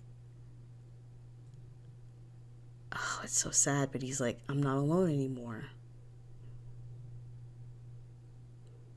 And that's really sad. But it's good, but it's like how happy Wukong gets just from holding his hand, just from talking to him, just from Macaque being near him, just feeling his presence. Wukong just gets emotional just from that because it's been empty for so long and he thought it would always be empty. He made peace with the fact that he was not going to see Macaque again, and now he's back, and now he's just filled with this joy of Macaque being there, of that space being filled again, because there was nobody there. And it's sad, but it's beautiful. Man, it's a lot. Oof, it's a lot. I just love that he smiles when he realizes it. When he pauses in this talk and realizes, he's like, oh, man. And he's grateful for this. Like, he's grateful that he got to touch him again. Like, come on. Like, I keep talking about Wukong sentimentality. This is the best example of it because he stopped what he was talking about. This whole conversation in his head just stopped for a second. And he's like, I'm fucking glad I have this chance to hold Macaque's hand again. I'm so fucking happy. And that really endears me to his character, that he's like grateful. Like, he shows thanks for this. Like, just this touch. They're not even, and it's like, everyone's like, oh, they need to kiss or whatever. Wukong almost started bawling and sobbing just from holding Macaque's hand. That's the thing. Every single touch they have is important. Every single one. And I'm not trying to be mean to people. I'm not trying to say you're wrong for wanting, but it's just like, for me personally, when I'm writing this, it's like every single time they touch each other is important. And I'm treating that with the same type of feeling that I would a kiss, like they're holding hands and I'm like, this is monumental. This is a big deal because they have not held hands and forever. Like, that's the thing, is it's been so long. Every single touch they do, it's been over a millennium since they've done it. So Macaque touched his cheek. He hasn't touched his cheek in over a millennium. We have to think about that every single time. So if they are holding hands or they're holding tails or whatever the fuck, it's been over a millennium since they've done that. So we have to treat each touch with this monumental feeling of like joy and like, holy shit, that like, wow, that type of feeling. So I'm like, honestly, every single touch they have is like a kiss to me. I know that's not the case for everybody, but that's how I feel writing it. Like, it has that same weight because it's significant in that same way. Like, it's very significant for both of them. Like, because, Wukong is treating Macaque with this gentleness and this intent, and Macaque just has to deal with it. Like, he just has to deal with it. Like, I don't know, because he's like, it's not like he wants to pull away, because he missed holding Wukong's hand and touching his cheek too. He missed that too. Like, he's touched Starve too, just not as much as Wukong because it's been over a millennium. But anyway, like, it's a big deal for him too because Wukong's hands are super warm. I don't know if I said this, but like, because he was burning that furnace, he's perpetually warm. Oh yeah, I did say that because it says, I wrote in here, he holds Macaque's hands tightly, savoring the beautiful and wonderful feeling of this connection, the coolness of shadows against ever-burning fire. So like, Wukong's whole body temperature is like off the charts. So his hands are really, really warm. So Macaque is like dealing with that and how warm his hands are, and like remembering how they used to hold hands all the time, how they used to cuddle all the time. Like, he's going through it too. Macaque's going through it too. I just like Wukong's whole speech, and it's like from Reminiscent. Like, that's this whole thing from Reminiscent is like so good. Like, and it fit in there so well. I was like, oh, this is perfect. And the fact that Wukong adjusts his hands to hold Macaque's face, like to wipe his tears away, beautiful. Like, the fact that he's like, I'm already touching him. I'm going to be careful, and I'm just going to touch his cheek because I just want to wipe his face. Wukong's like, I just want to wipe your face. You're crying. I don't like it. I have to do something. He's he's being so cautious, but he's like, Wukong being like, when you start crying, that's when I draw the line. He's like, I'm not gonna just sit back and do nothing. I like how I said, unable to stand it anymore, he adjusts his hold on Macaque's hands. He grips both of them with his right hand while his left moves to gently wipe the tears from Macaque's face. Like, he's unable to stand it anymore. He has to do something. He's so upset. He's like, I can't watch this anymore. I can't. And then the whole thing with at the end, while they're this close and Wukong's touching his cheek, Macaque removing the illusion of his scar is intentional, of course, because everything he does is intentional. But like, it's kind of like this last resort, like maybe like a last water balloon, because he's seeing how Macaque wants to see how Wukong acts after all that, how he acts when he's confronted with it. Like, Macaque's like, well, you also did this too. You're saying that we're meant to be together and not to give up on us, but you also did this. So what are you going to do about this? How are we going to move forward with this in mind? How are we going to confront this going forward? How are we going to behave about it? What are we going to say about it? That's what he's saying. If we continue and go forward, what is that going to look like with this scar? Like, what are we going to do? And that's why what Wukong says next is so important, because Macaque communicated all of that just by removing the illusion. So Wukong being like, I'm not going to run away from what I did, but I'm not going to run away from you or my feelings either. I'm tired of pretending I don't care about you. And that is Shadow Peach. Like, that is Shadow Peach to me. Like, they're both pretending they don't care about each other, but it's so obvious that they do, and it's obvious to fucking everybody around them in canon that they do. Like, why are you so mad at each other? Obviously you have some deep feelings about caring about each other if you are getting this fucking mad. Like, holy shit. But like, just Wukong admitting it and him being the first, man, Wukong being the first one to say it, oh gosh. And then Macaque just widening his eyes and blushing. Are you kidding me? Because Wukong said it, and Macaque thought that Wukong would never say that. He'd never admit it. Like, he'd never be like, I'm tired of pretending I don't care about you. Macaque thought Wukong would never say that. And he's just in shock. That's why he stays frozen solid for a minute. Like, it's a lot. He's like, holy shit, did he really just say that? And that's so important, because it's what Macaque needs to hear. Wukong has been continuously telling Macaque what he needs to hear. Continuously through this whole thing, he's been telling him that. He's like, I care about you. I was happiest when I was with you. I don't give up on us. I don't regret being your mate. I never regretted it. He didn't say I love him, but he basically did with all the other shit he said. He basically said that. And it's just like, holy shit. Damn, I just love that. I'm tired of pretending I don't care. Come on, I don't know what the fuck I was on, but that is basically what it is. Because that's why Macaque reacts so strongly, and he has to like look away. He's like, holy shit, that was a lot. Like, that's a big old bomb you just dropped. And just that Wukong can feel Macaque's heartbeat racing just from that. Like, are you kidding me? Come on. And I like how Wukong's like, well, I've done all I can do.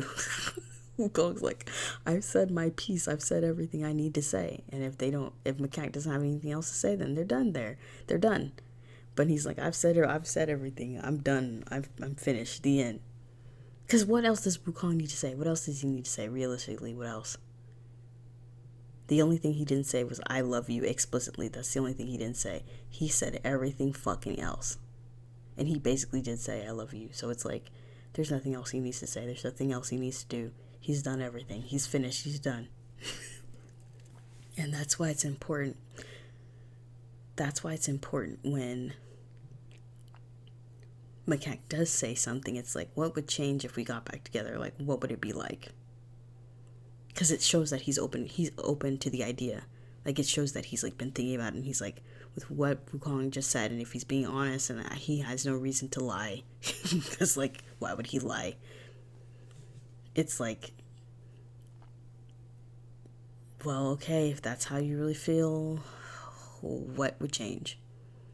And I like that kind of is like Mikak being like, well, I also care about you, and I also, don't want to give up on this, or it's like he's willing to try. He wants to see what it will be like, or how it can be, or how willing Wukong is to commit to this and like not fix it, but like fix parts of it, but try and put in that effort to see the relationship through, to mend things, to work on things, to put that effort and time in, and how long that will last. Like, is he committed to do the whole long haul, or is this like a quick short little thing where he commits for maybe a year and then stops? Like, Mikak is like trying to suss that out. Like, he's like, how committed are you to this?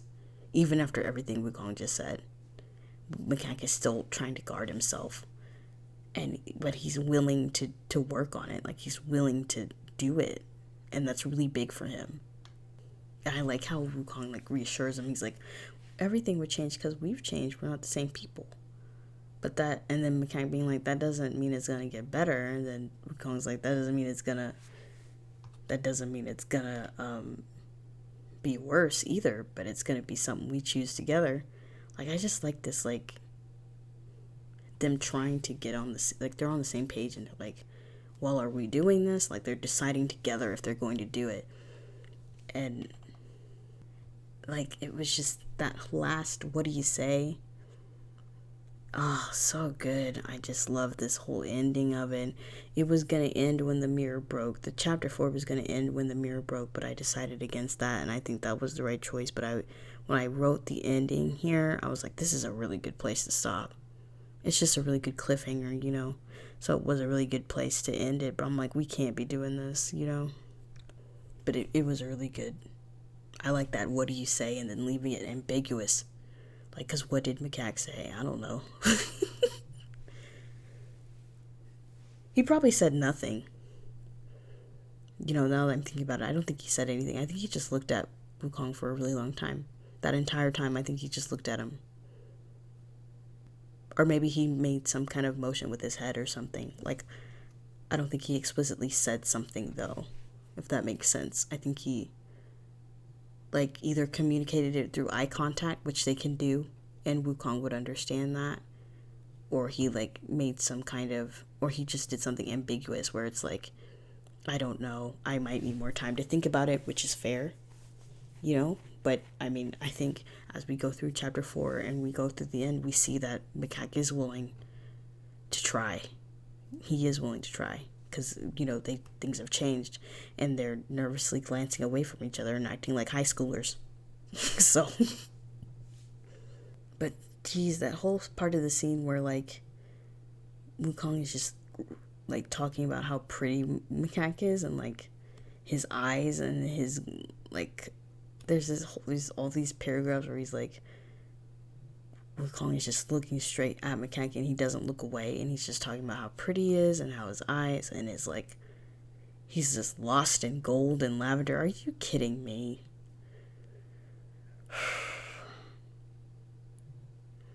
Like, you can see just how they look at each other and how they don't look away. You can see their lingering feelings here. You can see those feelings of love and care here, because Mikak doesn't look away either. And, like he looks away out of shyness, out of embarrassment, but then Wukong coaxes him to look up again, and then he doesn't look away again. And then as the mirror breaks, Mikak doesn't look away. Like, they are looking at each other, and they, like, come on. And then, like, Wukong getting Mikak to look up at him, and then once Mikak does look up at Wukong starts to smile bigger. And I like to think that Mikak responded to that, like, with probably a deeper blush, because he likes Wukong's smile, so didn't have time to sneak that in, but that's what I thought when I wrote Wukong's smile getting larger. I was like, and Mikak is falling in love again, right there. because that's just the easiest way. Like, it's like Wukong laughing or smiling or making a joke or being stupid silly, but also being like really strong and capable and witty, quick thinking, his quick solutions to problems, his he's really great at elemental magic and transformation magic, so showing like capability and adeptness with that, like those kind of types, all those things like really get to Macaque when it comes to Wukong. He's like, oh, I'm just like, they really get to him. Like those are the things that really make him like, those things endear Wukong to Macaque. Like, that's how he like fell in love. So, and Wukong being a silly Billy, but Oh, but since we're at the end of it, I have to talk about how it was originally going to end. Originally, they were going to sit back together. Like, you remember when Macaque walked away.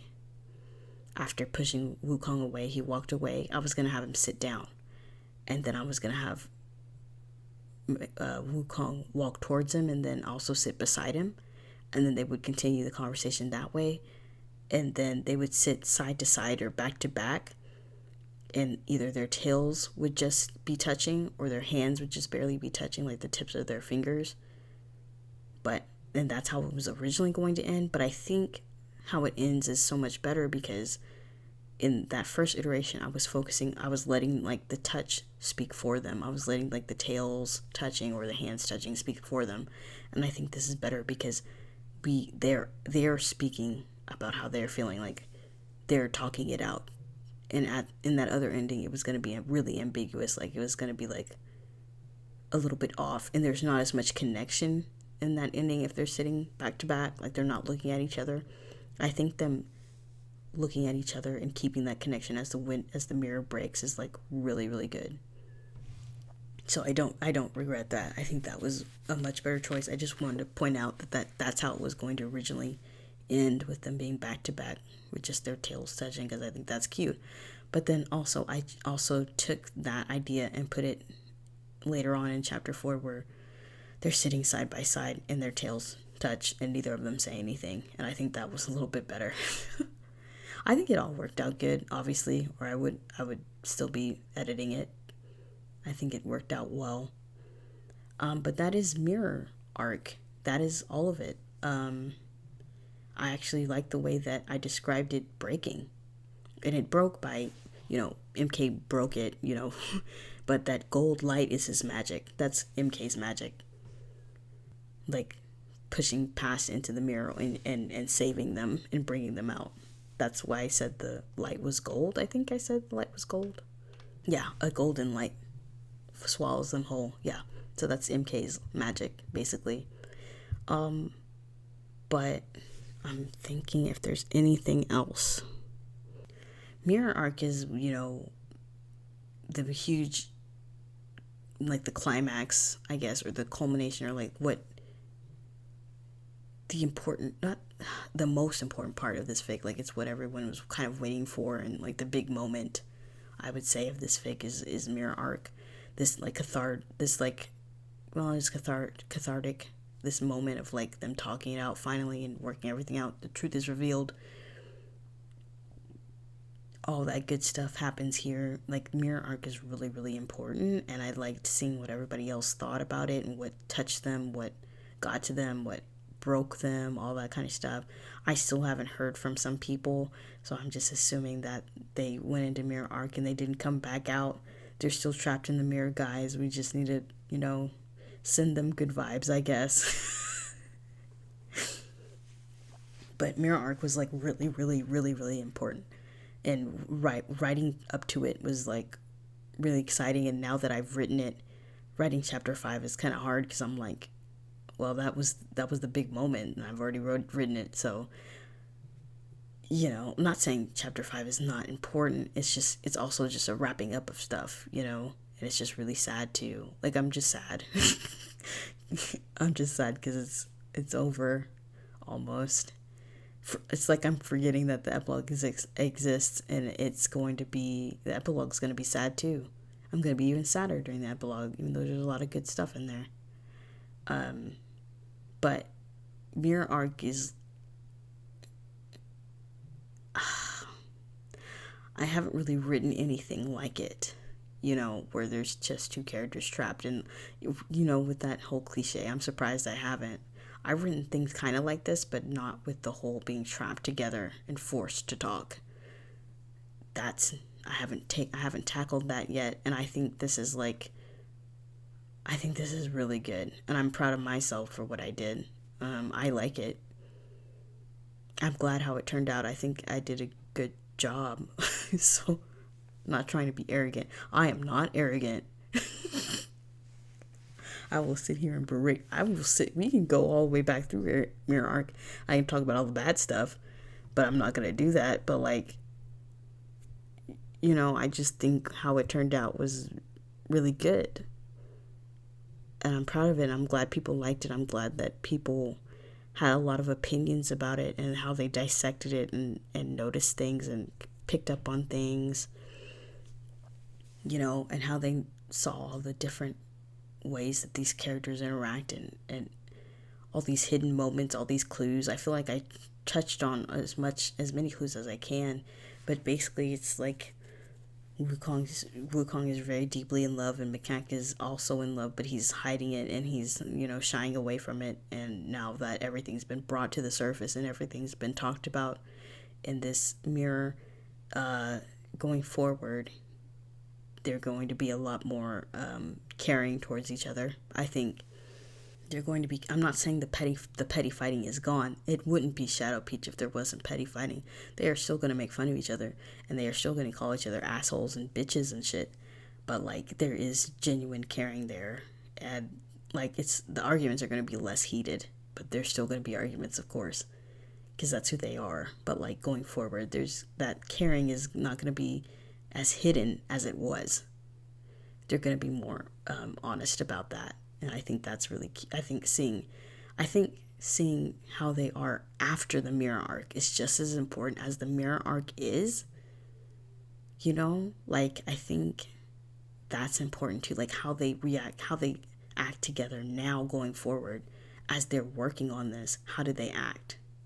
How do they treat each other? I think that's really important too. I think that's really interesting. The whole thing about trapping two characters and having them talk through their issues is I feel like some people are okay, they talk through their issues, the thing is over. Not to me. I say that a lot because I'm realizing that the way that I think about things is not how the majority think about things. So, because I'm just not, this is a whole other generation of people reading fic now, and I've just been in it for almost since fic started.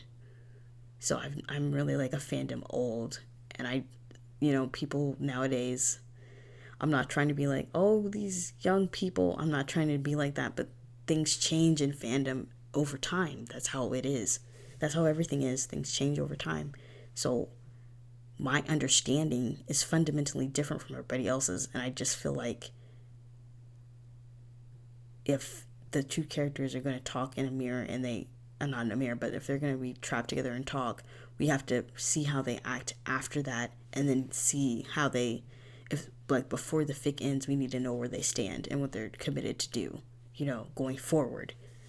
And I think it would just be interesting to see how they act after they have that big talk. I don't want to end anything right after the big talk happens, because I feel afterwards it's just as important. That's all I'm trying to say.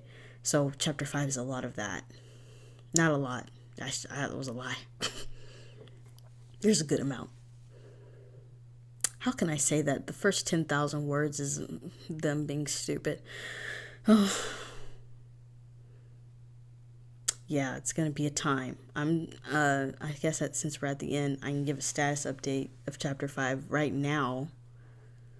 October 15th/16th. It is at 20,000 words. And it's probably going to be 34,000, maybe 40. I don't know. I don't know how long. Don't ask me that. It's probably going to be 34. I don't know, because I can't tell you, because things just happen. If things happen, then I gotta let them happen, But I have a good amount of it written out. So now I'm just gonna be focusing on those other pieces. And then I've been working on the epilogue at the same time, and I've been planning it out. I think people are gonna like the epilogue a lot. I think I already love the epilogue a lot, and I've only written like maybe a third of it.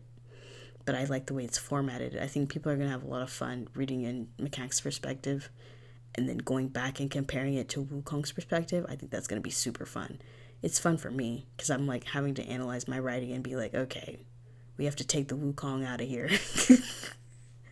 And just write in McCack's voice, which is very different from Wukong's. I think you'll immediately notice how different it is, because it's like McCack talks to himself a little bit more, if that makes sense. Like he remarks to himself a little bit more. He's much more analytical. Wukong is just like very feelings driven, just looking at his surroundings, like I said, about the seasons and the elements. And McCack is like really logical, and it's like, what is right in front of me? What are the important details? What is what do I need to know right now? It's different, their ways of thinking, and I think that's why they mesh together so well, because we have Wukong who thinks about the broad picture, and we have McCack who thinks about the immediate, like right in front of him, but at the same time they sometimes switch that way of thinking, because sometimes Wukong thinks about the immediate thing, like the immediate thing he can take action on, and McCack thinks about the wider picture when it comes to like strategy and stuff like that. Like I think their ways of thinking switch back and forth, but in the perspective it'll be kind of consistent. I think that's all I have to say. Thank you for requesting this podcast and also listening to it. I think it's about 3 hours long. Sorry, but there's a lot to say about Mirror Arc. Thank you for reading, and I hope you had a good time with chapter 4, and I hope you have a good time with chapter 5 and the epilogue. I think the next time I do one of these, it'll be when the fic is over. I think I said that last time, and now here we are with Mirror Arc. But like, I don't think anything monumental is happening in chapter 5, except for like the ending. And then I should just wait until chapter 6 comes out, because I think a lot of the questions will be answered in there. So it's like, that would just make sense. So that's what I'm going to plan for. But thank you guys for like tuning in and listening and reading and sharing it around and all that good stuff. I really appreciate it. I appreciate all the comments. I read them all the time. I appreciate all the love and thoughts and all that. Because if you think about this AU in any capacity, I think that's really important to me. Well, I know it's really important to me. Like, if people are like thinking about it, that's important, because it means that whatever I put on that page was something resonated with you, for you to think about it that much. And that's what I want as a writer, is for something to resonate with you. And people have told me that stuff has resonated with them, and I really appreciate those comments. But like, if you're not really a comment person, and you just leave, like, sometimes I have somebody who just leaves hearts every chapter. If you're like that, if you think about it, if you think about this fic and it resonates with you, or you come back and reread it, like, people have been rereading it 2-3 times. I'm like, how? That's 100,000 words every time. That's like 3 books. You're reading 3 books every time. I don't know why I'm like, that's just so funny to me. Like, I'm like, that's a lot of rereading. I've read it more times than you all have, but that's because I was editing. But you guys aren't even editing, you're just reading it again. That's funny to me, but I appreciate it. I'm not saying it's like, I appreciate it, it's just mind-boggling to me, so I'm laughing. But I do appreciate everybody's interest. I appreciate all the asks. I appreciate all that engagement. That's a lot, but I do appreciate it. And I love it. So thank you. And I hope you're looking forward to chapter 5 and chapter 6. And then we're finished. And man, we'll see where we go from there. But thank you. And I'll see you guys in the next one. Peace out.